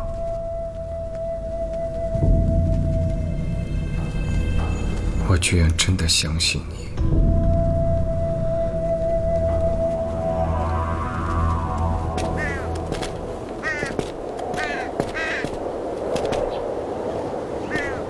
朝中究竟还有多少人会是宋父这样的想法？我还有事，你先回府去吧。大哥还要去哪里啊？你伤势未愈，我得陪着你啊。进宫。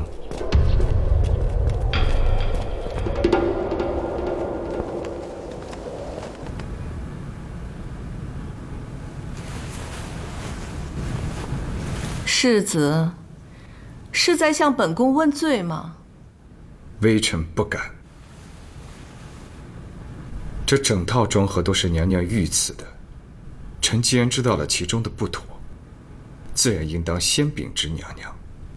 禀知？你把这些东西摆到正阳宫来，不就是想质问本宫怎么回事吗？整整7年了，本宫哪里知道怎么回事？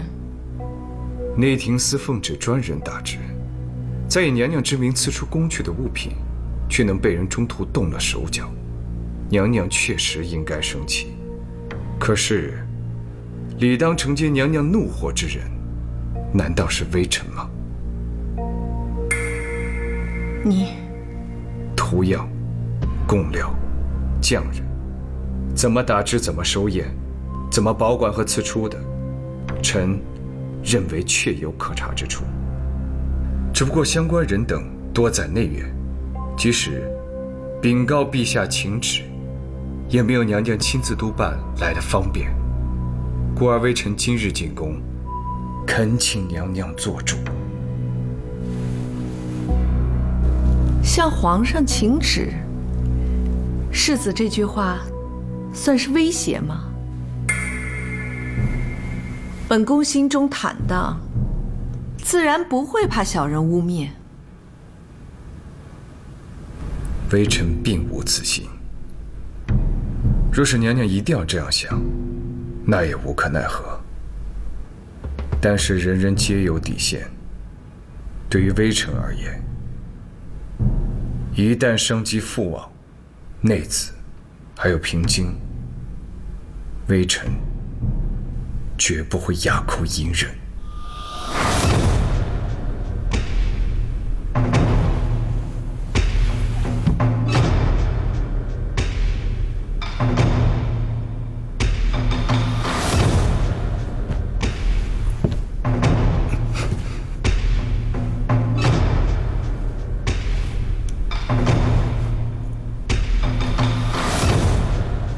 既然娘娘坚持不肯彻查，谁说本宫不查？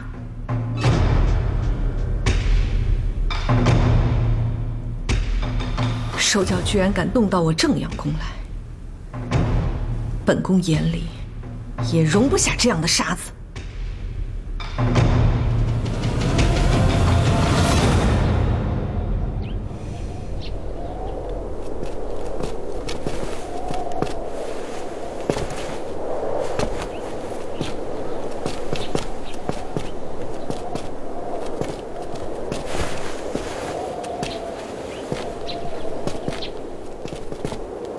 我早就说不可能是皇后，否则也做的实在太傻了。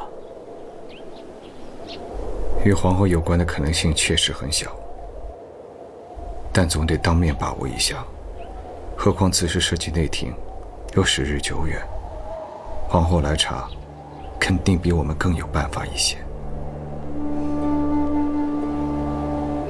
大哥的身体本来需要静养的，这样怎么撑得住啊？再说了，这件事毫无头绪，急也没用。大哥，先交给我来跟进好不好？等我有了实在的进展，再跟你商量嘛。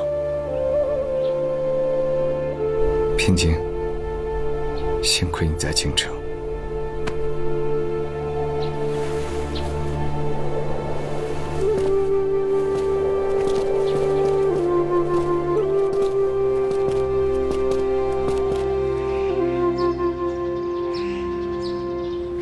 东海和北燕的国书全都到了？是。很好，和我预计的时间差不多。师父有白神指点，自然能动烛机先。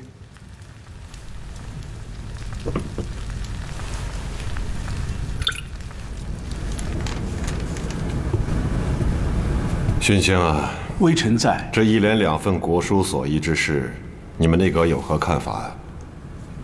国书？啊？这东海北燕相继递来的国书，连朕手上都有劫掠，鸿胪寺没有转给内阁吗？勋卿，你最近忙什么呢？连这样的事情都不记得了？陛下恕罪。陛下，因宋福一案，中书令鲍缺，牵连朝臣众多，后续处置也是纷杂。老夫力不从心，不能分神兼顾，故而内阁一些例行事务皆委任于副职。微臣在过目之时，只是匆匆，有些记得不太确切，所以在陛下面前应答失仪，实乃大罪，请陛下责罚。起来吧，知道是自己的疏失就行了，说不上什么责罚。谢陛下。给他看看。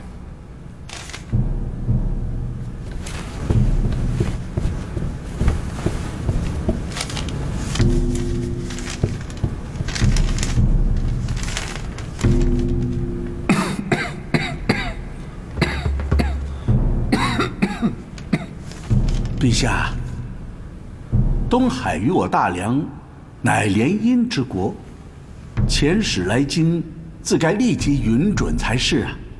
虽然此时已近年夏，诸事不便，但是根据他们的路程计算时日，使团到京时应该已经是年后了，时间刚刚好。至于北燕，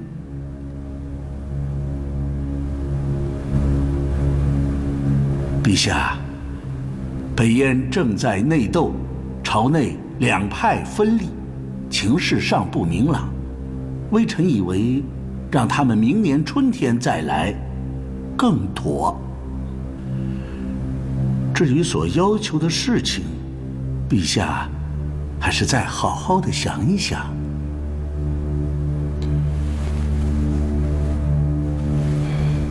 这样，你们内阁尽快拟一个回复的书文，朕先看看。遵旨。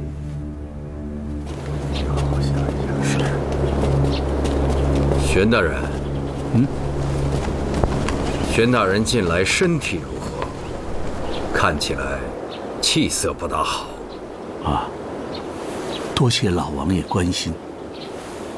在下的身体还好，只是朝中出了像宋福这样的事情，作为内阁首辅，感到愧疚啊。宋福今日伏法受刑，我这心里也是五味杂陈。不过玄大人与他一向并无私交，倒也不是玄大人的过错。多谢老王爷的宽慰。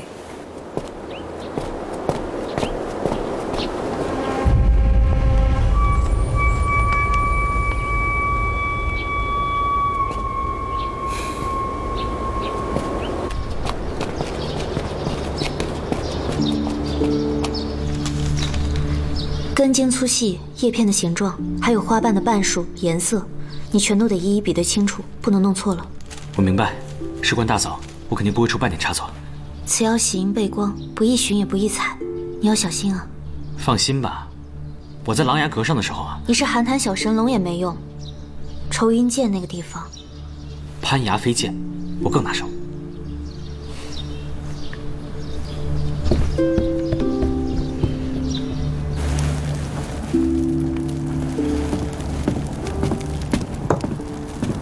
父王，品章，来。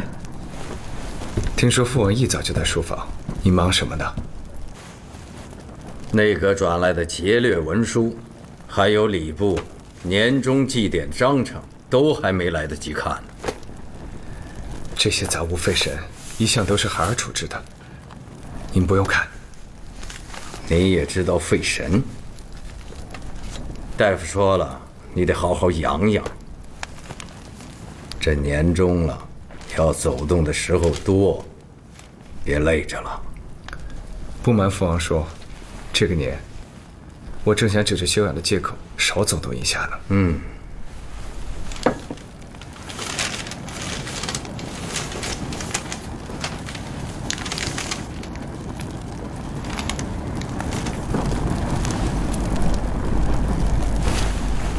怎么了？没什么，我正在想，平津什么时候，要是能接手这些事情就好了。你指望他？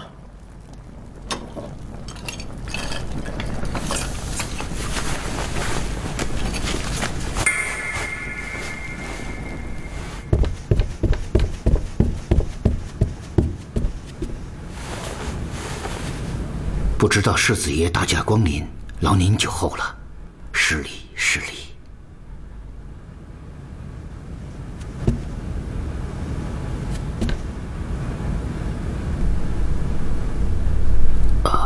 你们先下去吧。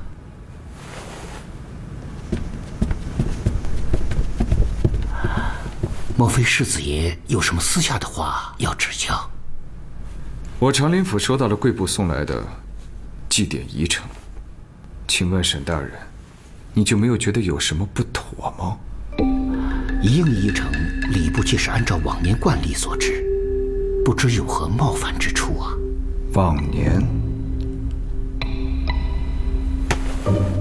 往年皇子年幼，不遇大典，家父身为超品的亲王，列宗亲之首陪祭天地，是有历代的旧例可循的。但是今年，太子已满10岁，正式册立东宫，这么大的事儿，显然所有的仪典规程皆应随之更改。可是你沈大人倒好，连位次都不修正，就直接报到我长林王府。若是家父一时不察批了下去，这算你礼部疏失呢，还是我长林府藐视东宫？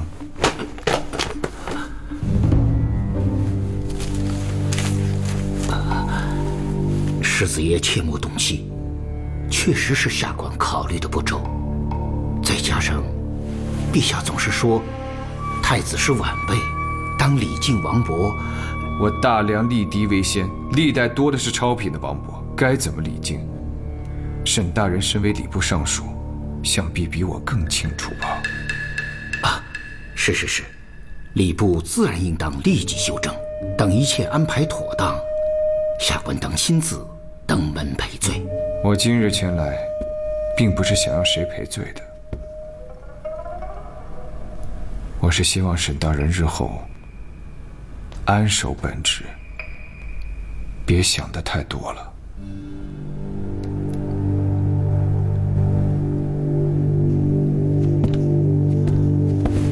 恭送世子。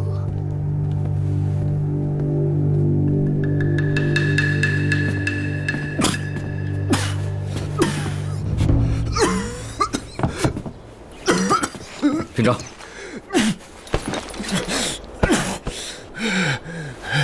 来，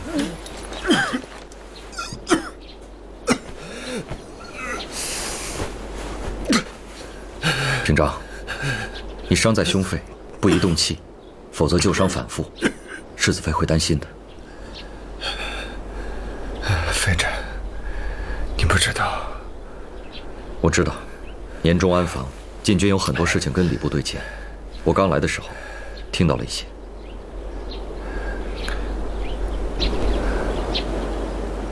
这个礼部尚书，为人一向圆滑，你又不是不知道。他一定不是故意给长宁府设套，说他讨好反倒有可能。这些年，很多人都习惯了，陛下之后就是老王爷，所以一时难改，你别见怪。妃朕，你是个聪明人，这样的习惯有多可怕，你只要想想就知道了。人心总是难测，我管他人，他人管我，两皆如是。至于本性如何，恐非言辞可以去泄。人心虽然难测，日久亦可见。很多人只是一时想错了，他们会想明白的。妃朕，你的事情也多，就不要管我了。跟我的人就在外面，我没事的。啊，没事，我送你。请。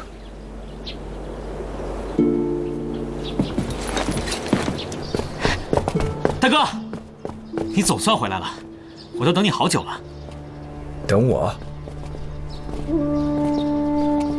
去吧。大哥，我有件事求你。你没有惹祸吧？哪能呢？我就是想明天出城去一个地方，但有点远，没办法当天往返。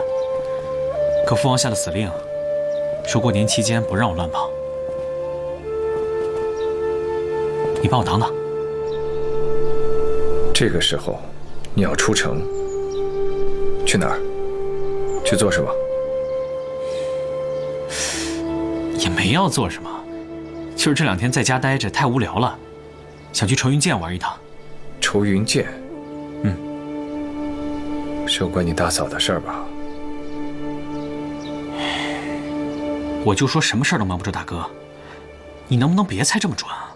平日里看你飞扬跳脱了些，但这关键时候还是挺有分寸的。你去做什么？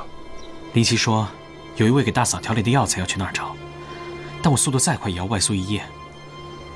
这期间父王和大嫂要是问起来了，你可要帮我挡住，千万别说漏嘴了。怎么了？这件事情让你跟林姑娘费心了。大哥，你能不能别这么说话？我最多外宿1夜或者2夜就回来了。咱们2个分工不同，你伤势尚未痊愈，自然坐镇府内，这种跑腿的事全都交给我做。等什么时候你伤好了，家里大事小事都是你的，我就天天在家，让大嫂做好吃的给我。你要是一直把难题当作游戏，这种心绪倒不失为一种境界。去吧，家里交给我了，注意安全。谢大哥。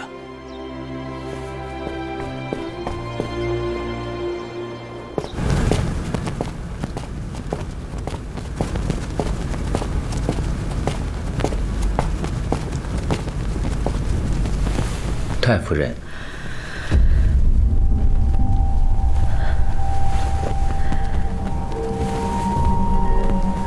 太夫人可有急事，要与在下在丹房里会面。上使，皇后娘娘近来在严查当年赐给蒙府那套庄盒的事儿，你知道吗？太夫人都知道，在下当然知道。上师竟然不着急。太夫人，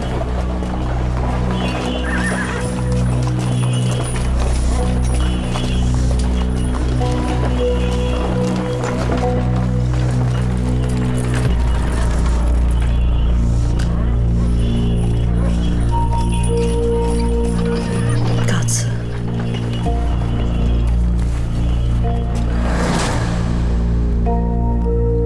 在下为何要着急呢？你不是说用来调换的那套庄盒是你偷偷收买匠人翻造出来的吗？那又如何？你不怕那个匠人招了？那个匠人到现在死了已经有7年了。太夫人放心，娘娘绝查不出什么来。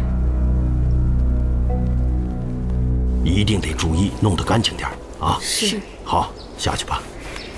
来来来，府里年下出门走动的所有马车，都得细细再检视一遍。哎，是啊。世子今年待客用的茶厅，火盆用炭也要加一倍。是。啊，哦对了，南边的新鲜蔬果定好没有？世子，你叫我有什么吩咐？周管家是随同母亲陪嫁过来的，进府这么多年，如今已经上了年纪，还是让她专心照顾父王的好。府里年下杂物繁多，自即日起，我的东院便交给你打理，也算是替周管家分担一下。是。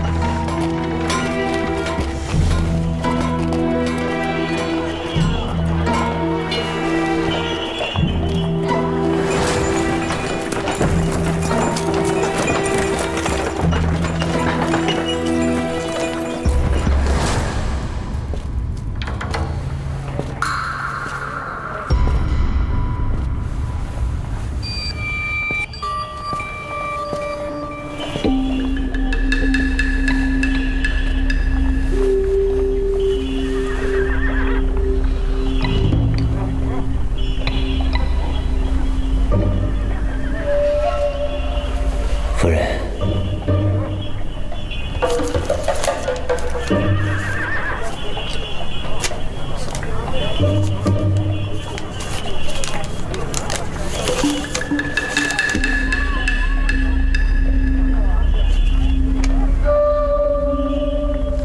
四库齐全，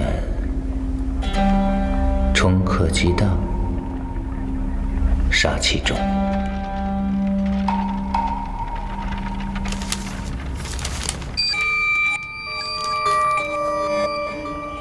夫人，这绝非是普通人的八字。此人高居重位，杀戮积怨太重，正是盛极而衰之时。我可以祈求白神向他施蛊，实现夫人心中所想。只是天地之间自有平衡，有咒怨，难免会有反噬。不知夫人可敢承担？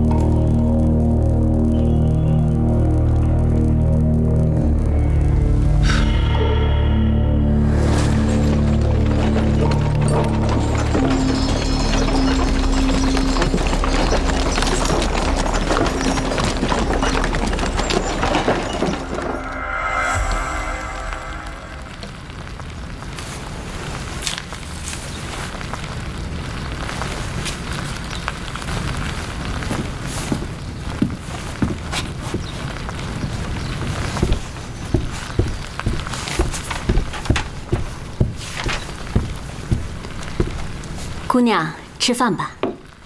好的。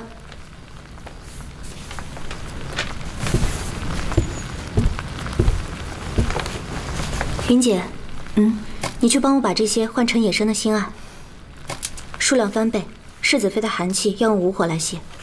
是。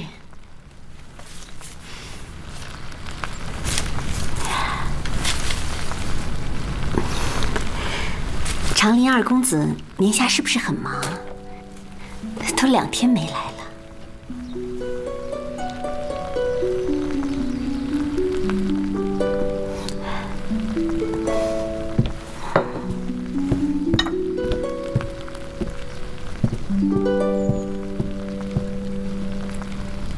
云姐，如果不忙的话，能帮我试针吗？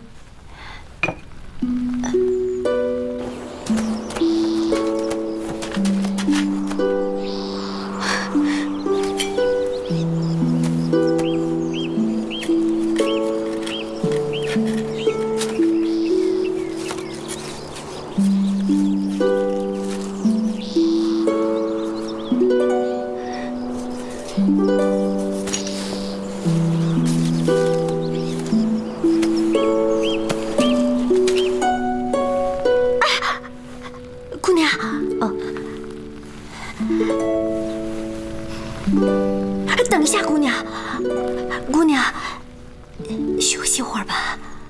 不用，这套针法复杂，行针不仅要快，而且不能出错，要练得十分纯熟才行。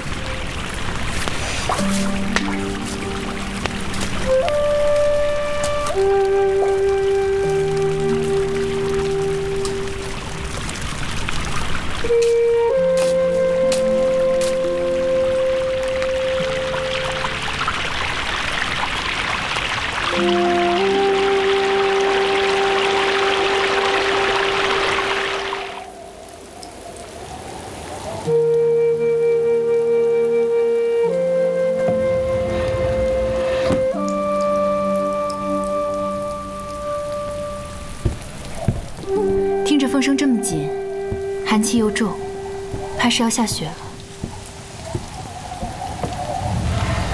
平静现在出去玩，怎么会遇到这样的天气啊？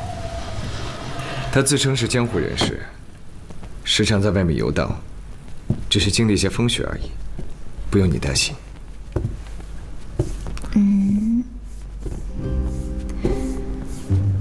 看你这样子，是有什么悄悄话想要跟我说了？我听说东海使团，他们过了年就要进京了。啊，东海和我大梁素有邦交，即便是北燕现在也没有开战，派个使团过来，没什么好奇怪的吧？连我都听说了，你不会不知道吧？说北燕这一次要送嫁过来一个郡主呢，是不是？各国联姻皆有旧例，咱们历朝迎娶的异国贵女，又不是1个2个了，怎么这一次竟然连你也这么感兴趣？你别装着听不懂我的意思啊！我有伤。哦，没事吧？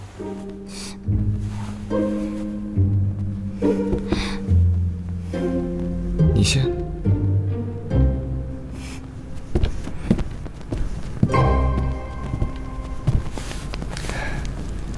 你说的没错，父王让平津守着旧约，等到现在，但是陛下一直不太同意。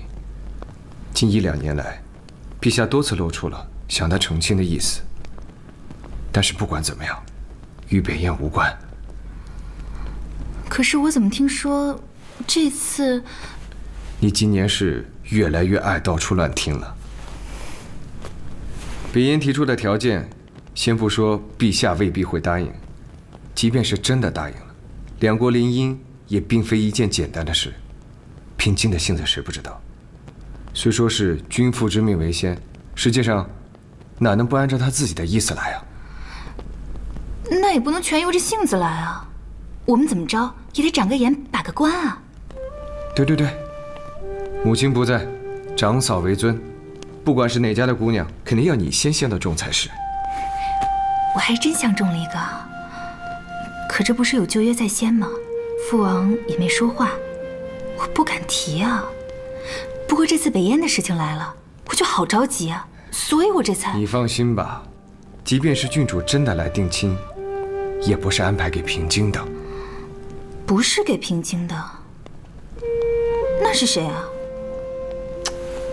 哎，你肯定知道，陛下有什么想法会跟父王说，父王会跟你提，你就别卖关子了。你管他是谁呢？只要不是我，跟你有什么关系？嘿，你还想要北燕的郡主啊？你得先打得过我才行。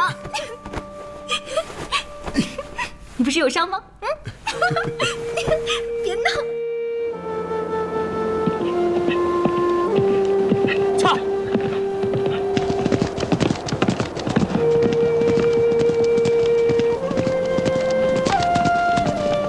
操！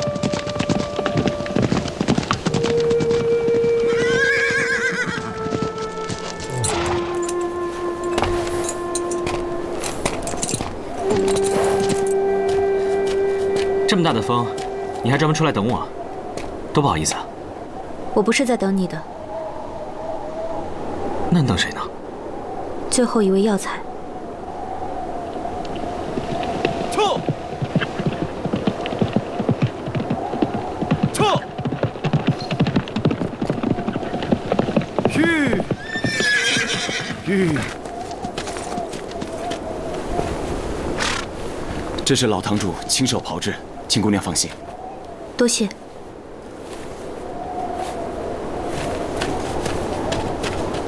撤！撤！怎么样？我让你找的东西怎么样了？啊，我采了这么多，你看够吗？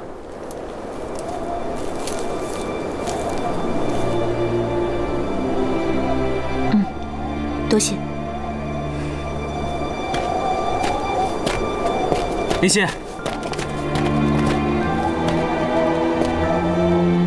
我先回去准备一下，年后给你消息。好。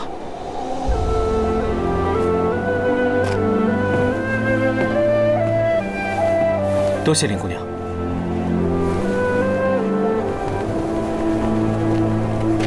平津。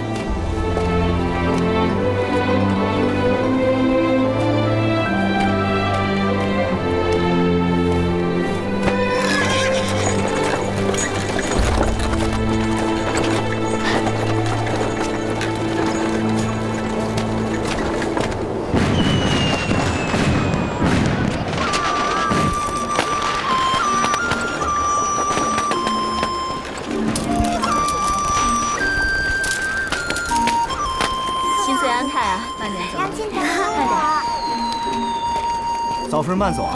好了，我回去了。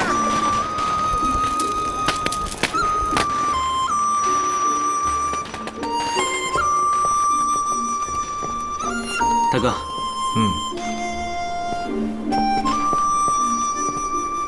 咱们就在这儿迎候父王吧。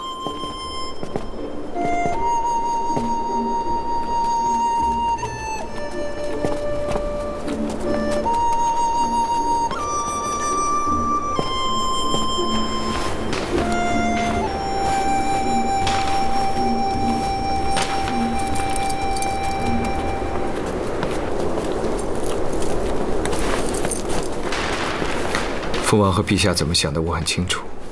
但是这么多年，一直没有问过你，这桩旧日婚约，你到底是怎么想的？我能怎么想？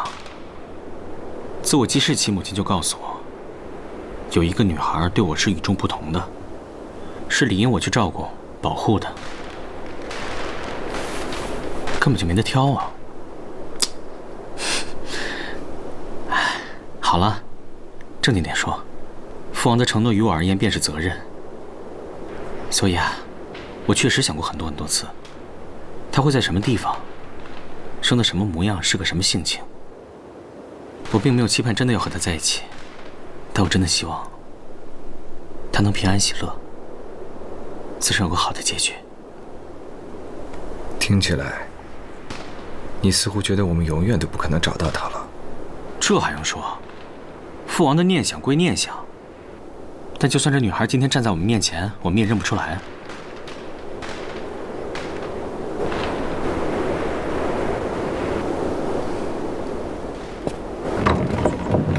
老王爷。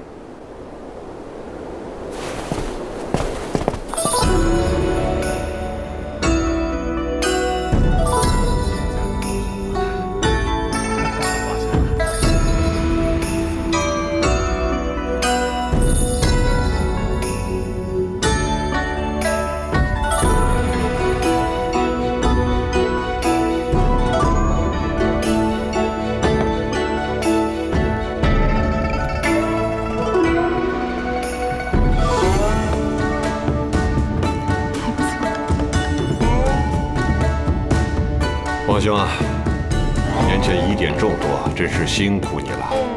今日一定要多喝几杯。好，你放心，倘若喝醉了，朕命人把你抬回去。陛下的酒量倒是想把我抬回去，秤还没老呢。来，王兄。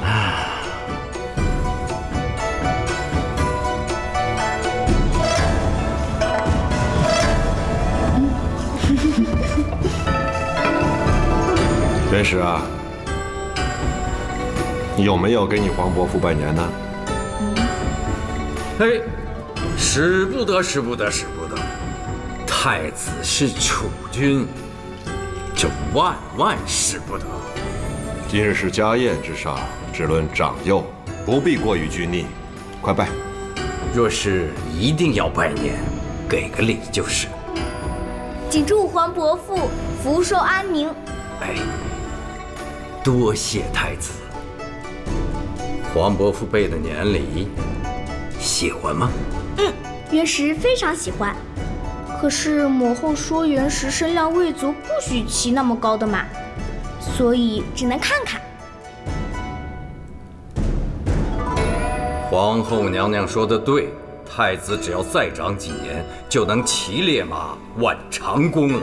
到时候喜欢什么，言语，黄伯父备着。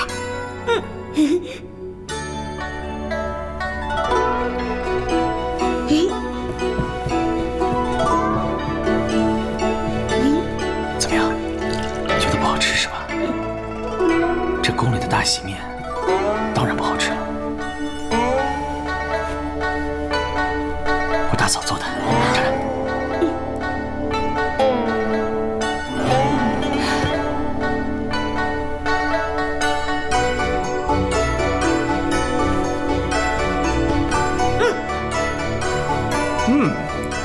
你呢，我都有些馋了。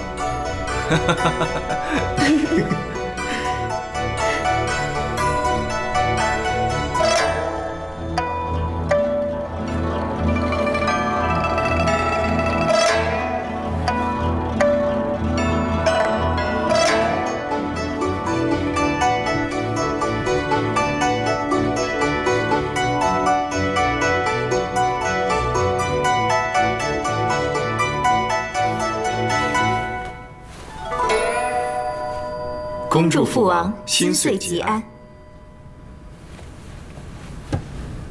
再起来吧。谢父王。雪儿，扶着平章。是。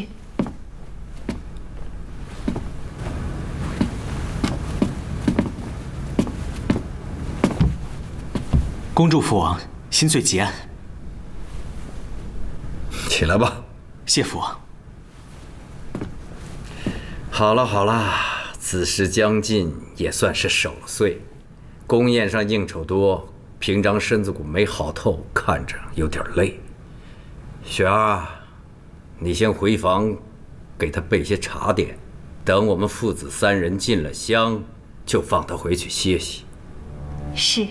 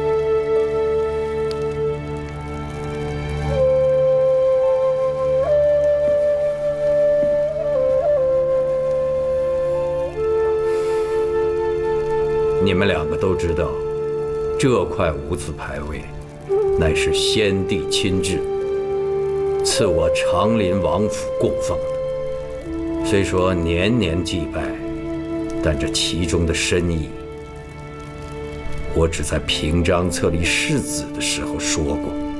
你们兄弟俩可曾记得？父王教诲，岂敢轻忘。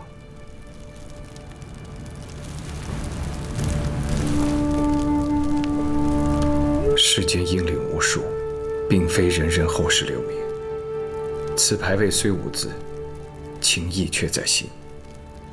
但凡心中想及之人，或是师长，或是先辈，或是故友，或是大梁战旗下的每一个亡魂，皆可祭拜于此位之前，以安忧思，以念长情。说得好，你们兄弟二人奠酒吧。是。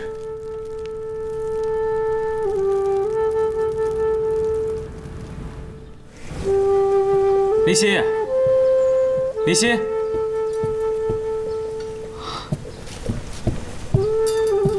这是大嫂准备的年礼，特意做给你的。连我都不准吃，都准备好了。虽然没有十足的把握，但是我已经准备的差不多了，还是早些开始的好。既然是治病，还需要病人的配合，是时候要让萌姐姐知道真相了。我大哥虽然表面上不说，但我知道，他这阵子几乎都睡不好觉。最可恨的是，下这黑手的人究竟是谁，很有可能永远都查不到。这让我一想起来胸口都堵得慌。好在萌姐姐性情疏朗，应该能够熬过这一关。这大年下的，却要回府跟大哥说这些，我心里真难受。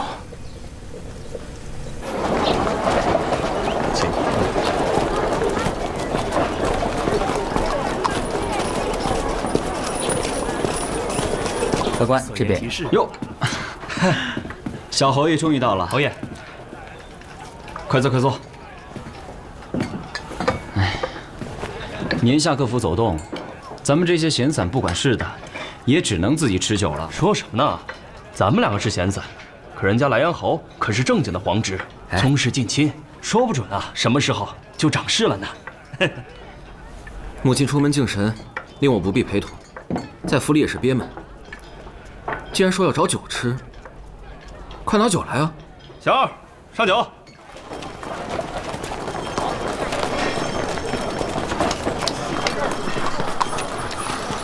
阿泰，哟，你怎么在这儿？二公子，缘起呢？啊，小侯爷刚上去了，现在正跟他几个朋友在吃酒呢。这个缘起，吃酒都不知道叫上我，正愁没人解闷呢。好。往里面请。大年初一是上香的日子，岂止是令堂，这半个京城的贵眷们都出门了。管他是信白神还是信黄神，反正人人都有供奉的去处。可不是嘛！我刚才过来的时候啊，正巧遇见长林世子妃的车驾，看着方向是去西山青莲寺的吧？西山青莲寺，那可是求子的地方。世子妃如花似玉，却总不得生养，这心里头一定是着急了吧？依我说呀，这求佛顶什么用啊？经里传言，老王爷领兵数10年，杀伐太重，阴气郁结，这都怪在子嗣身上，儿媳妇才结不出果来。胡说什么呢？平静。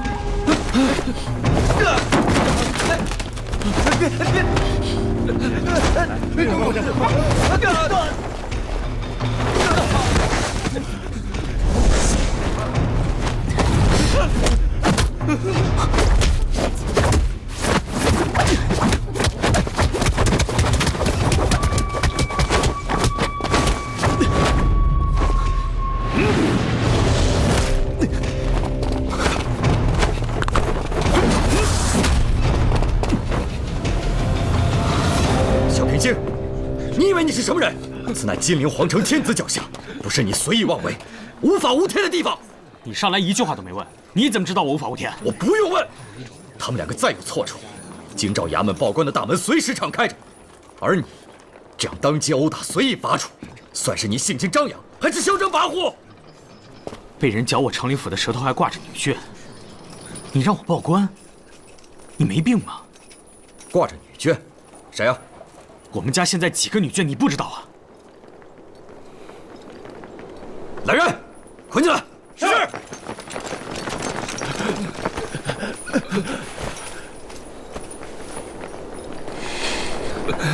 带走。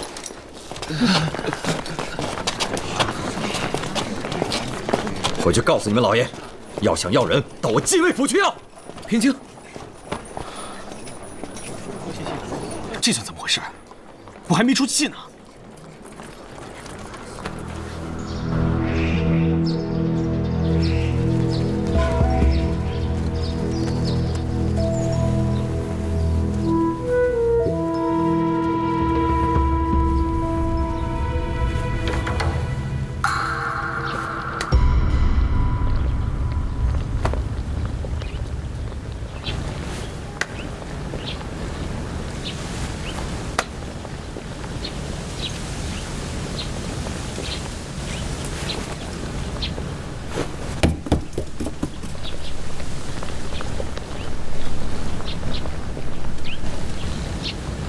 今天我在街上打人，肯定已经有人告诉你了，对吗？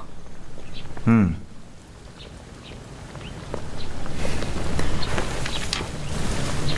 之前就有人这么说我们长林府吗？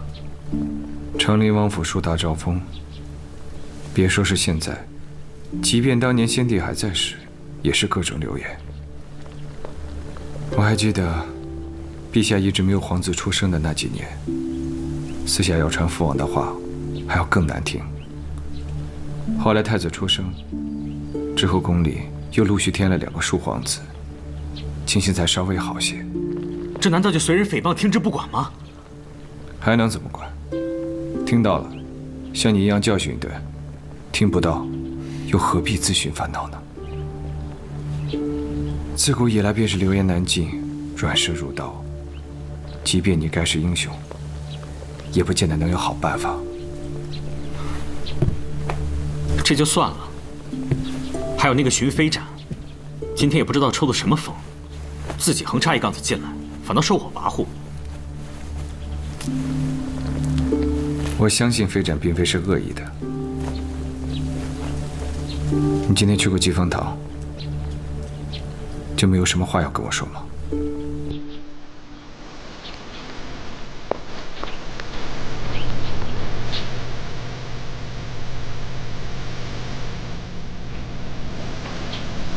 林姑娘说，必须要告诉大嫂了。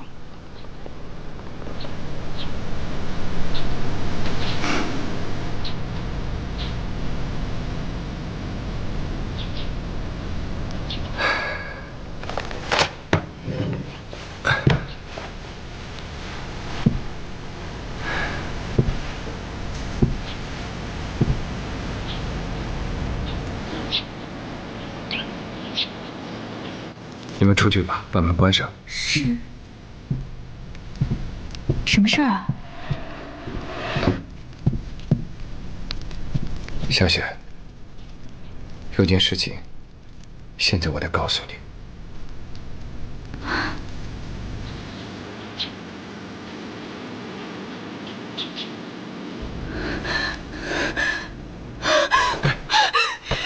小雪，小雪，小雪，小雪，小雪，小雪，小雪，没事，没事，没事，没事，没事了。小雪耽误了几年时光，好在咱们结婚早，现在年纪也不大。等林姑娘给你调养好了，想生几个生几个啊！让那些下黑手的人看看，咱们小雪也不是那么容易就被害了的。你说。我到底怎么了？我到底哪里做错了？他没有爱我，我到底得罪了谁？有些坏人的所思所想，他们自己说出来之前，正常人哪里猜得到？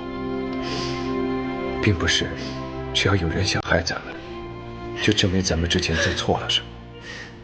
叔祖父以前不也常说，世间固然有因袭不公，令人煎熬苦痛，但立身方正之人，心底的那份安宁，尤其是小小之辈所能体会的。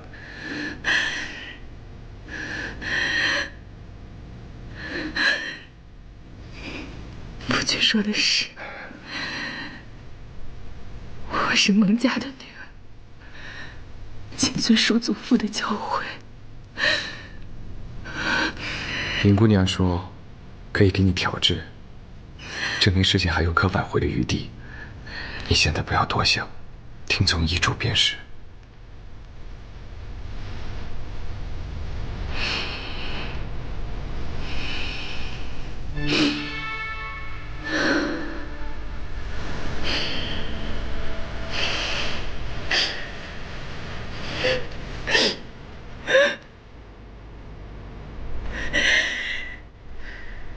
如果我要是调整不过来，怎么办？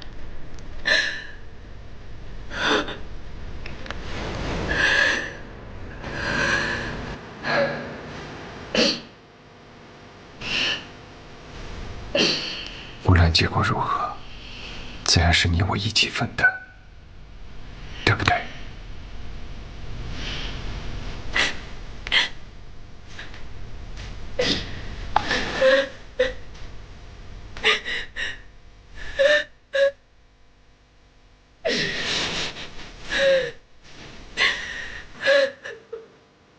这是给武后的，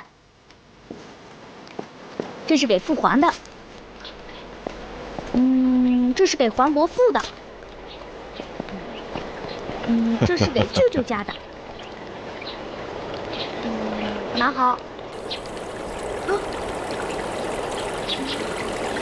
太子殿下，您慢点。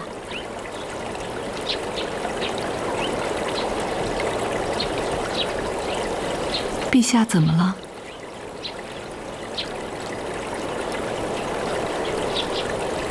淑妃最喜红梅。当年她若是能够顺利生产，那孩子此时怕也能够替母亲到园中折梅了。是啊，陛下如此眷顾，只可惜淑妃福寿太薄，竟然没能留住。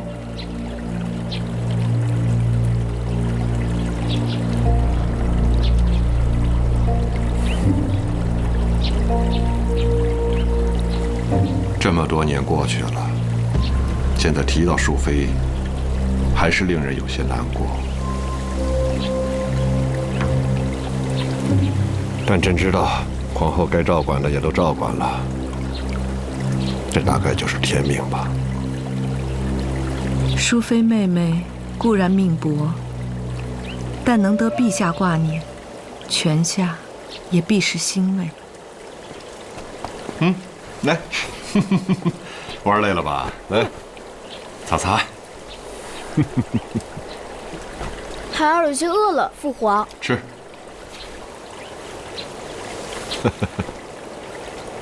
对了，年16复印开朝，鸿胪寺开始准备迎接东海使臣入京，其中有关祭奠淑妃的事宜就由皇后操心了。祭奠淑妃？东海的国书上提了几项要求，其中一条便是想以母国之礼祭奠下淑妃。这方才想了想，决定酌情应允。传令内阁摘抄国书副本，派人向皇后解说详情。是。父皇也吃一个。臣妾领旨。东海递来国书，要祭奠淑妃这么大的事，兄长为何不提前告诉本宫？娘娘，淑妃已经去世许久了，母国派人来祭奠，也是人之常情啊，不是什么事情，请娘娘不必挂心。本宫也不是计较，只是心里头有些不舒服。他都死了7年了，为什么还要这般不安生？娘娘啊，东海使团即将入京，在庭内祭奠的事情，陛下一命由娘娘来主理。离世之人无知无觉，有些场面是做给活人看的。这么多年，娘娘贤淑谨慎，陛下自然看在眼里。臣相信，娘娘为了太子之福，定会沉稳周全的，啊。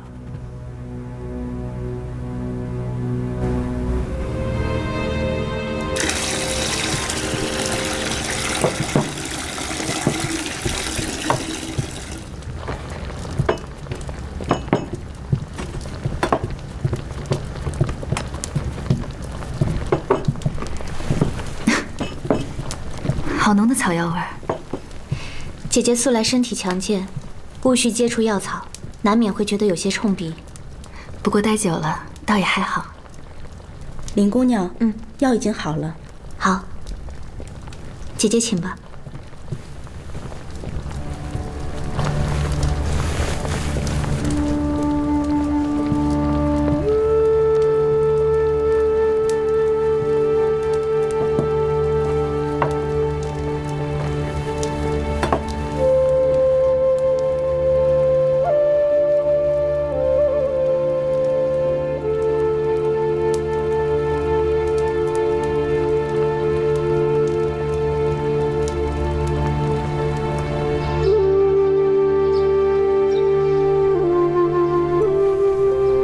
饮食上没有太多忌讳，不要过饱过心便是。记住了。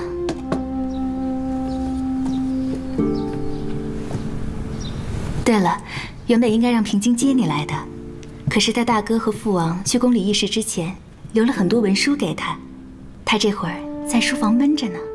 姐姐不必客气，我时常出诊，原本就不需要接送的。也不知道他那点耐心耗尽了没有，不如我们俩一起去书房看看。药房还有事，灵犀先告辞了。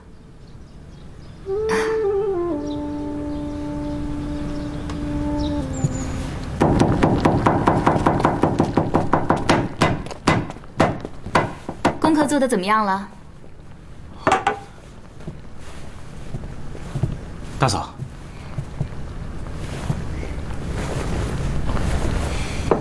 这些书文劫掠，大哥动动手指头全处置了，为什么非逼我来看啊？大哥让你看，自有他的道理，你认真看就是了。嗯。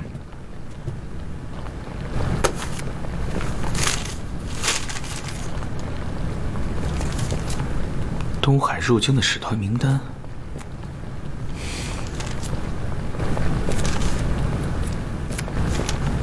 大嫂，你看，这人是谁？东海莫兹侯。他是今年琅琊榜上第1高手。他来京城做什么？对啊，莫非与淑妃有关？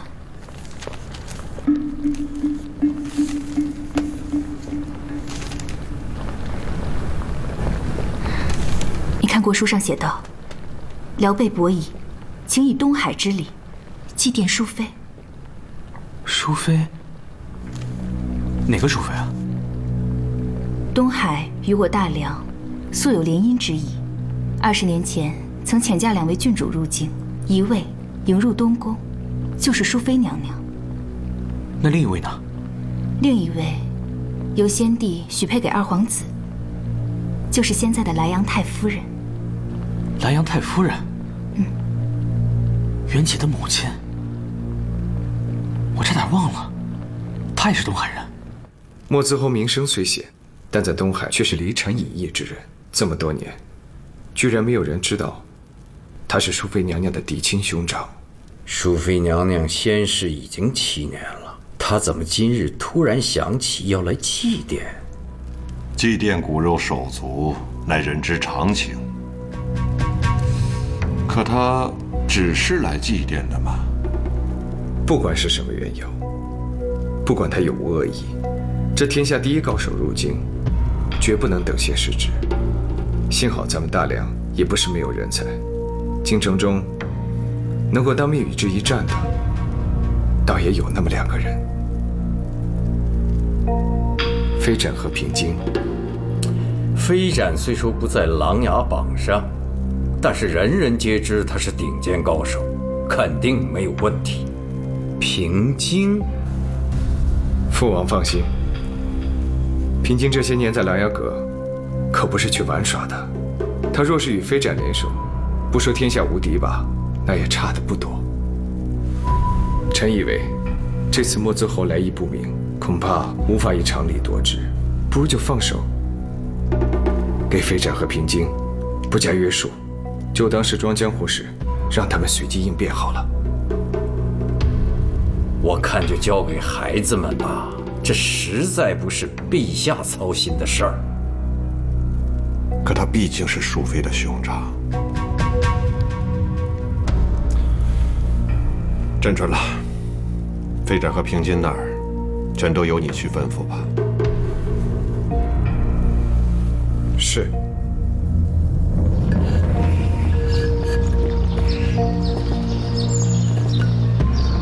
母亲，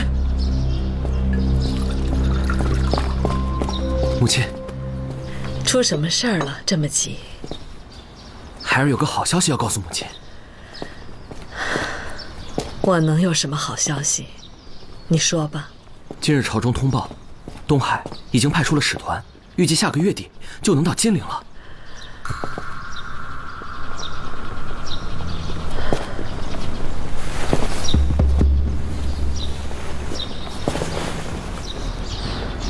母亲远嫁至此，娘家来人了，不是应该高兴吗？当然高兴。母亲就是太高兴了，一时不知道说什么才好。国书中还特意提出，要祭奠淑妃娘娘。可见过了这么多年，东海国中并没有忘记你们2个。我们2个。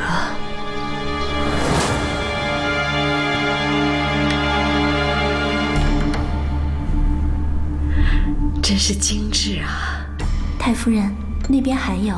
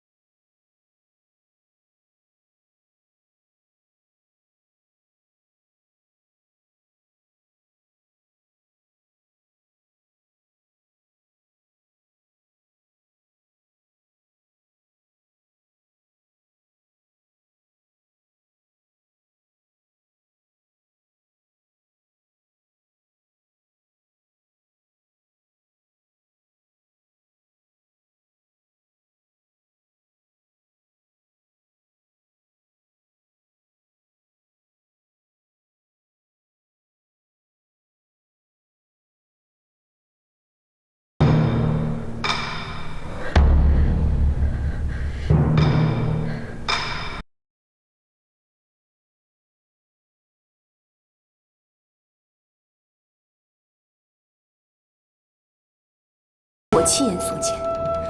之所以没有当场拆穿，无非是顾及我们同出东海一族的情分。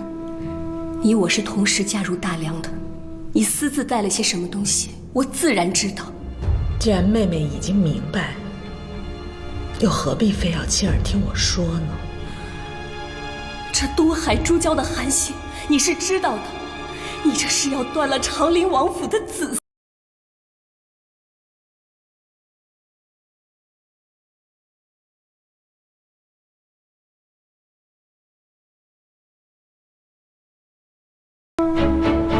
我一直都劝姐姐看开些，好好守着你的元气，安然度日，不要再有无谓的怨恨。你怎么就是听不进去呢？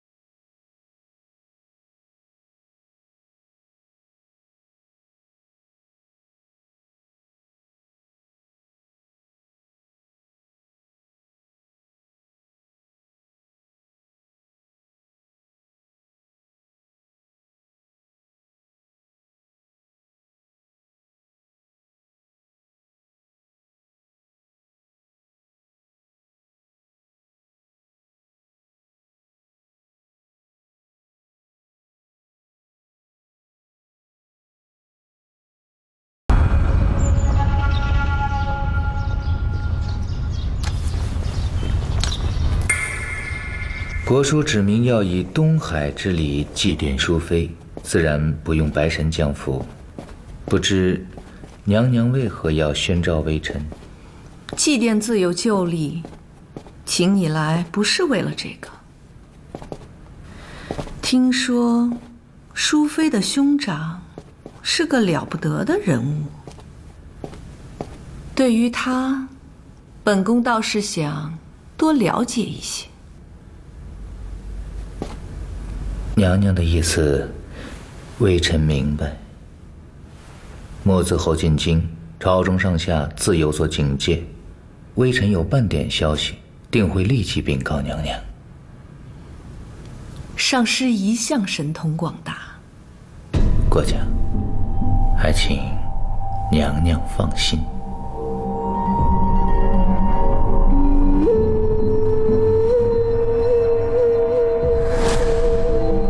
夫人，盒子的事情是否有所变数？你什么意思？我看夫人阙中灰暗，这乃是灾祸降临之象。昨日在下夜观星象，紫微星暗淡，东南克星闪耀，呈相争之势，这是手足相残之象。你是说，夫人有一位同族姐妹，要置夫人于死地。同族姐妹？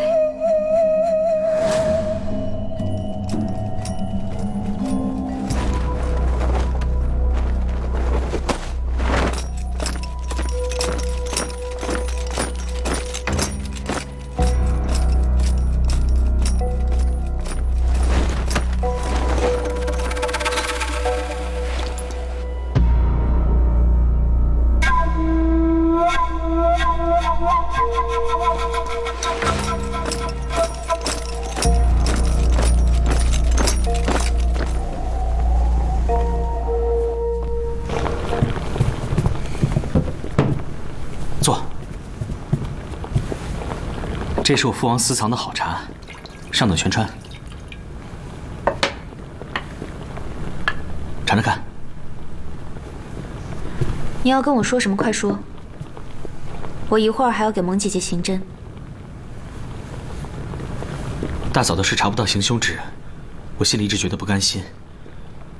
你曾经说过，这东海珠胶是极为难得的药材，肯定不是人人都能拿到的。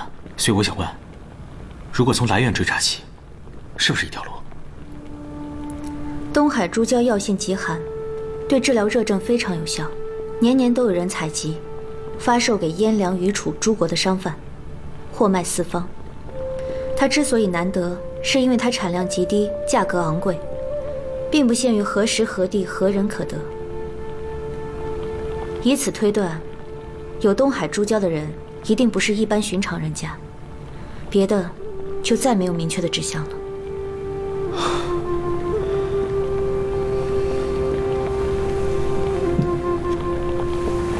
我大哥跟大嫂感情好，大哥不娶二色，这不是要绝我大哥的子嗣吗？这下手之人是对长陵王府有怨恨吗？用这种手段，可见此人并无机会正面寻仇，甚至外出的机会都不多。对萌姐姐下手，也只是利用粉合。你的意思是说，行凶之人很可能是一名宗室内宅女眷吗？这要真是女眷，那我可就没办法了。这宫城一堆的女人，她们都是什么性情，彼此有什么恩恩怨怨的，我一概都不知道。这让我怎么查呀？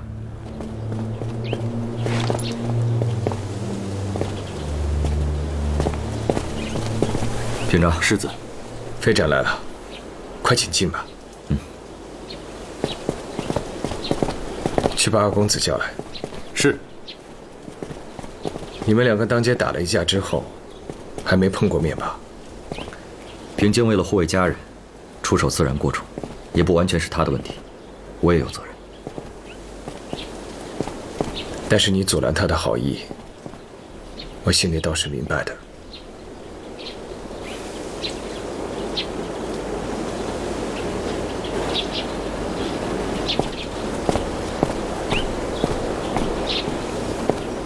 二公子，荀大统领来访，世子请您去一趟。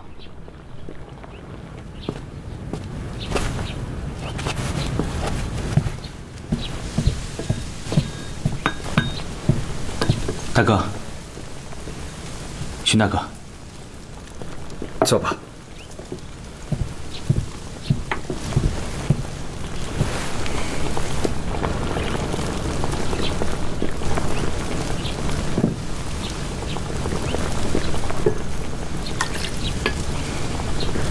你们两个马上就要联手办一件差事了，可不能总是这么没话说呀。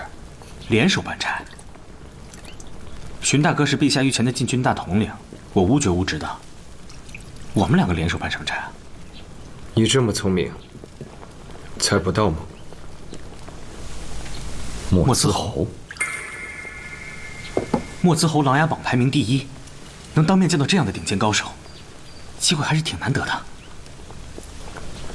非金非玉非铜非铁，萃东海之水，结无经之剑。单凭这把兵器，也确实让人好奇。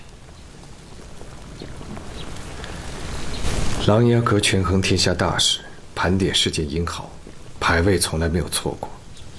这莫兹侯能登榜首，确实有他人不及之处。对于此人的武功，你有什么知道的？琅琊各榜，皆由老阁主一人评定。我知道的，和你们应该也差不了多少。大致来说，莫兹侯更像是一位隐士。他独居海岛，剑法协力，少有出手，从不知道他师从何人，可称得上是神秘之极。是啊，我们只知道他是东海人，连他的皇室出身都不清楚。说实话，一直以来，我以为莫兹侯是他的名字。难道不是他的名字吗？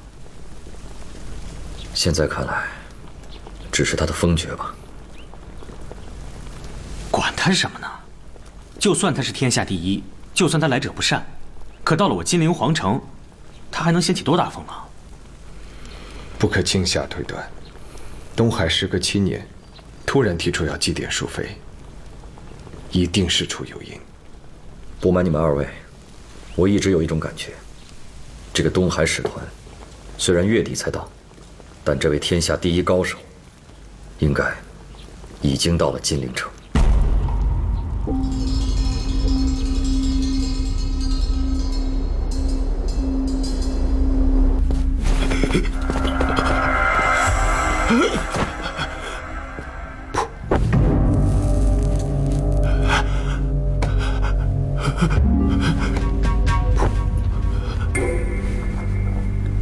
想死，还是想回答我的话？想活，想活。7年前，宫里淑妃生产，你是当值太医之一，对吗？是啊。死因为何？是胎位不正，难产。真的？淑妃娘娘位分不一般，怀的又是皇嗣，这1尸2命，那是天大的事。陛下命宁王爷和内廷司足足查了有3个月，这怎么可能有假呢？你把当时在场人的名单全都给我写下来。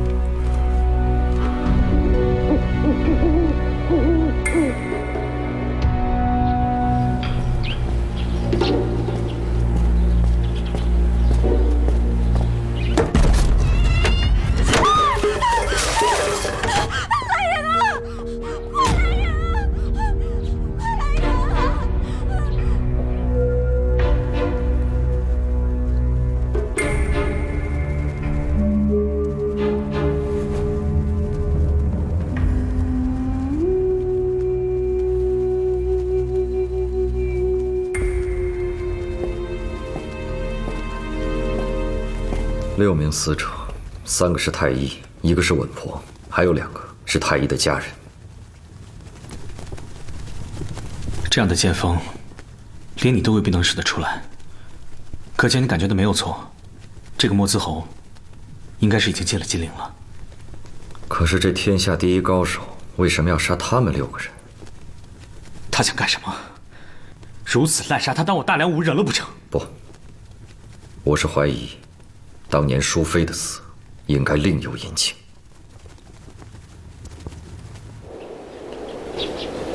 不瞒王兄说，淑妃当年难产而亡，朕确实曾经怀疑过，也指派了宁王和内廷司大力详查。只不过，陛下降旨详查，必定是十分周全。如果没有查出什么异样，只能说淑妃娘娘没那个福分。可这些年来，朕的心里总还是留着一个疙瘩。说不定这次他的亲兄长入京，还能够解得开一些陈年的旧结呢。请陛下恩准，允臣携平京宿卫前殿，相助禁军安防。王兄，你总是这么不放心朕，那宫里还有飞斩呢。退一步说，那就让平京来宫里植宿就行了，你可不许来。不要以为你的身子比朕好，毕竟是过了花甲之年的人了，且不可太劳累。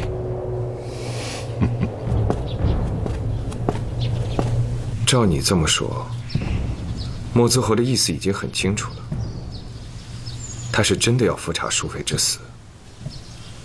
听说当年陛下百般追查都没有结果，他如今又能查出什么？这倒有些不一样。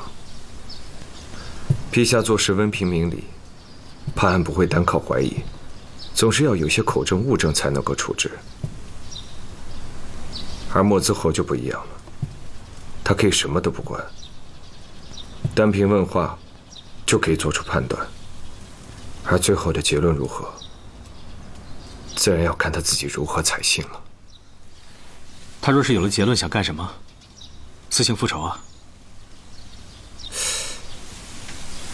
你这么一说，我倒是突然觉得他正是在用这种方法找到他的最终目标。大哥，你说说看。莫兹后把自己的名号放在使团名单之中，追查起来又毫不隐藏。他正是在用这种方式昭告天下，他是天下无敌的第一高手。他为淑妃而来，他杀人不眨眼，不在乎是否错杀无辜。没错，如果淑妃娘娘之死真的另有隐情，如今面对这样不管不顾、不讲理的寻仇，那么此刻一定有人正在为此惊慌。走，平姐，你随我出去一趟。去哪儿？内廷司。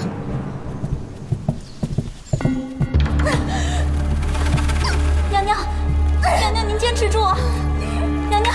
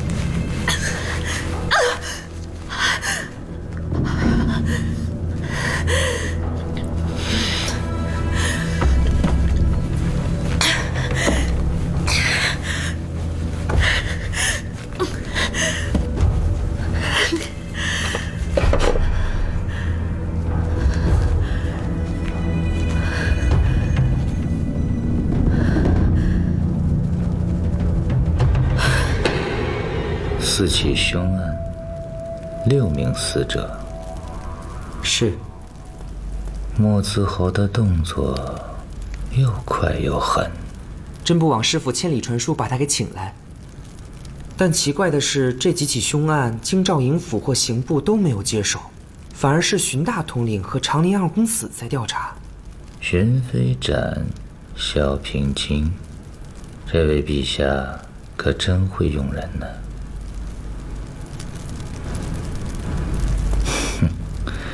想必又是长林世子的建议。师傅要安排人暗中跟踪吗？不，段同舟训练的死士，虽然本事不错，但要想跟踪这2个人，火候还不够。先让他盯紧莱阳侯府。遵命。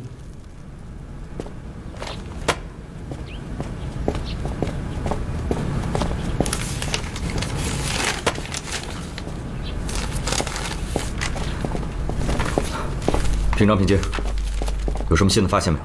徐大哥，飞展，莫子侯武功一流，人又在暗处，我们必须要跟上他的脉络，而且要抢在他的前头，才能阻止他接下来的行动。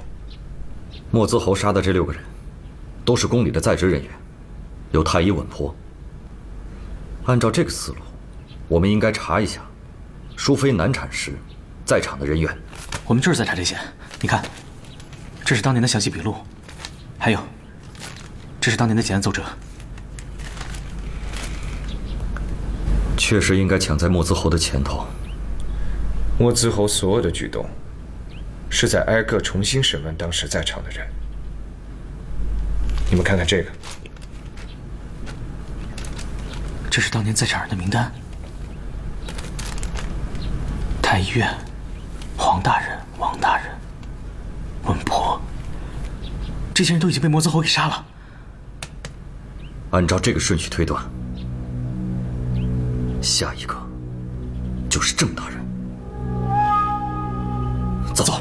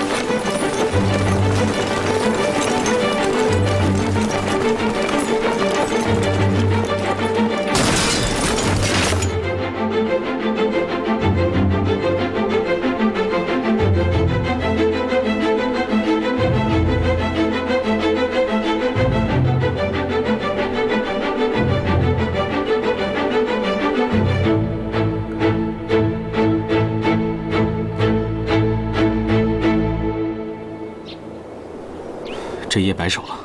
他可能来过。等宫里的问话安排好了，我就派人到王府去叫你。嗯。父王这么一早进宫，可是有什么要紧的事？陛下今日偶感风寒，我不放心，进宫看看。那孩儿爷，你气色不好，不必陪着了，在府里好生养着吧。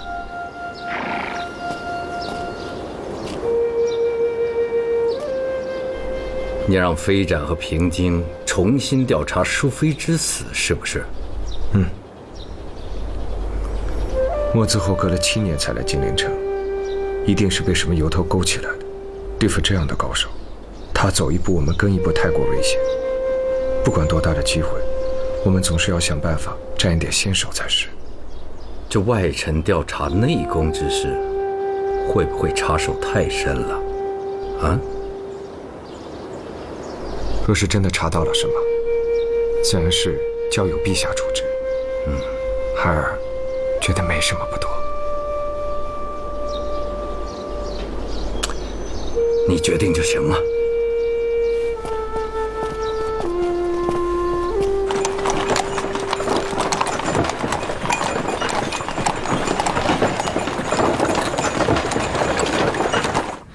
上师再说一遍。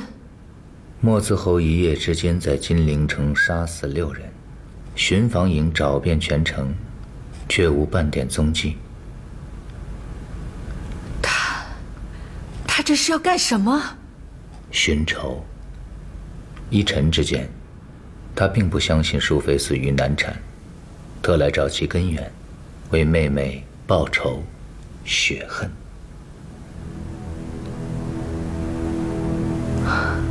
臣猜测，他这样做还有一个目的。上师，请明示。他有意制造为淑妃报仇的恐慌，让心虚者自然露出马脚，从而找到幕后真凶。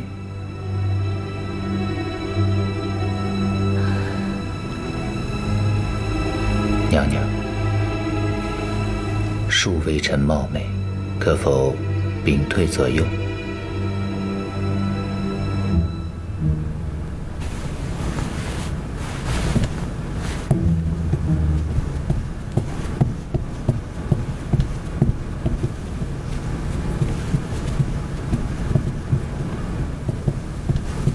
娘娘当年若是有何不妥，还望娘娘告知微臣，臣可以为娘娘弥补周全。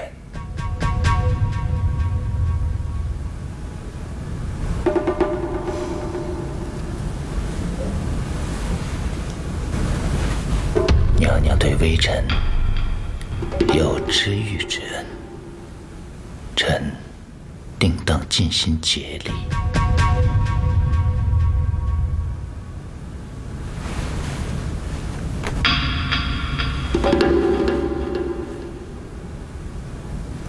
陛下更喜爱淑妃，我虽无奈，但也还能忍受。本宫害怕的是将来，怕将来陛下更爱淑妃的孩儿，胜过本宫的原石。若说当年没有那个想法，没为难淑妃，那自然不是真话。可是，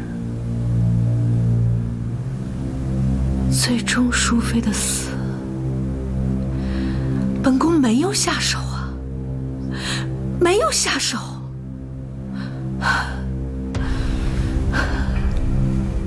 既然娘娘什么也没有做，为什么会如此忧惧呢？上师可知道，被人怀疑，却又无从辩解，是多么可怕的一件事。只可惜淑妃福寿太薄，竟然没能留住。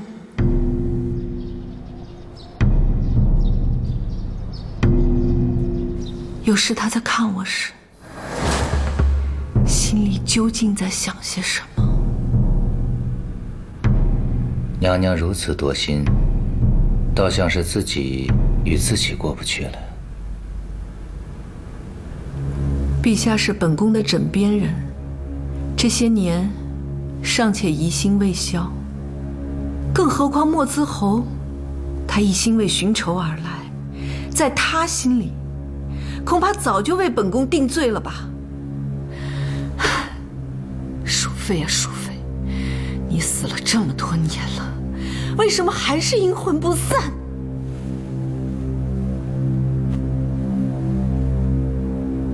白神清楚娘娘的清白，臣会为娘娘祈福，让白神解开娘娘的心结。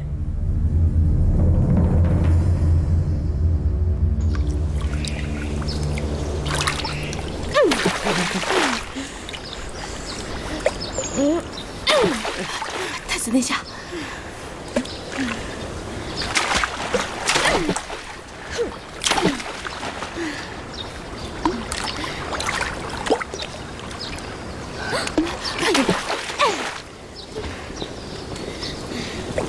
殿下，小心点儿。你我是同时加入大梁的，你私自带了什么东西，我自然知道。这东海诸教的寒心你是知道的，你但凡下手害人，哪能真的毫无破绽？可此刻庄和已经送出宫去。你所言当真？字字皆由奴婢亲耳所闻，千真万确。这么说，莱阳台夫人确实有把柄在淑妃的手中。回皇后娘娘，奴婢只是中途听到二人对话，也并没有完全弄清事情的来龙去脉，只是听到一些只言片语。莱阳太夫人好像很害怕的样子。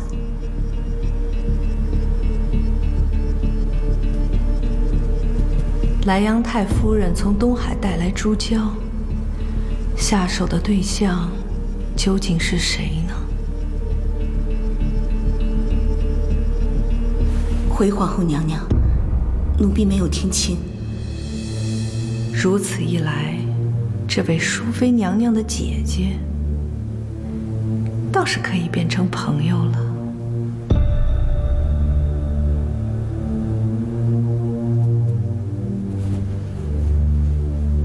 参见皇后娘娘。莱阳太夫人，请起。赐座。谢娘娘。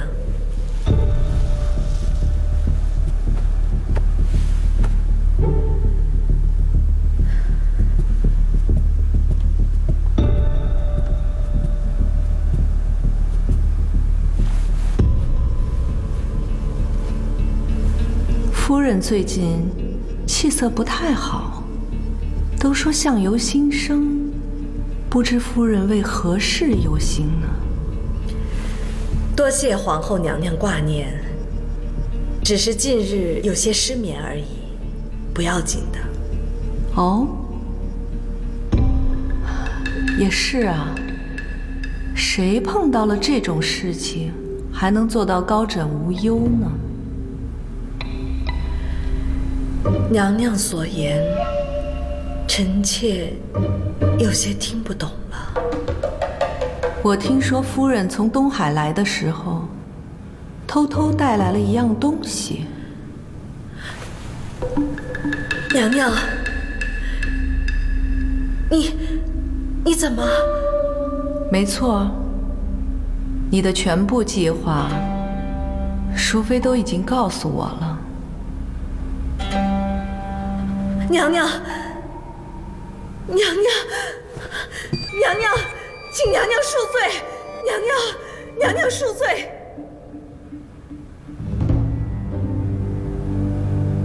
虽然说你和淑妃同是东海来的姐妹，可那又怎么样呢？到了关键时候，兄弟反目、手足相残的例子，不还是屡见不鲜吗？就连你的夫君，不也落得如此下场，被他的亲兄弟给害死了吗？这几个月来，我一直在妹妹身旁悉心照顾，丽妃多次向她出手，都被我挡住了。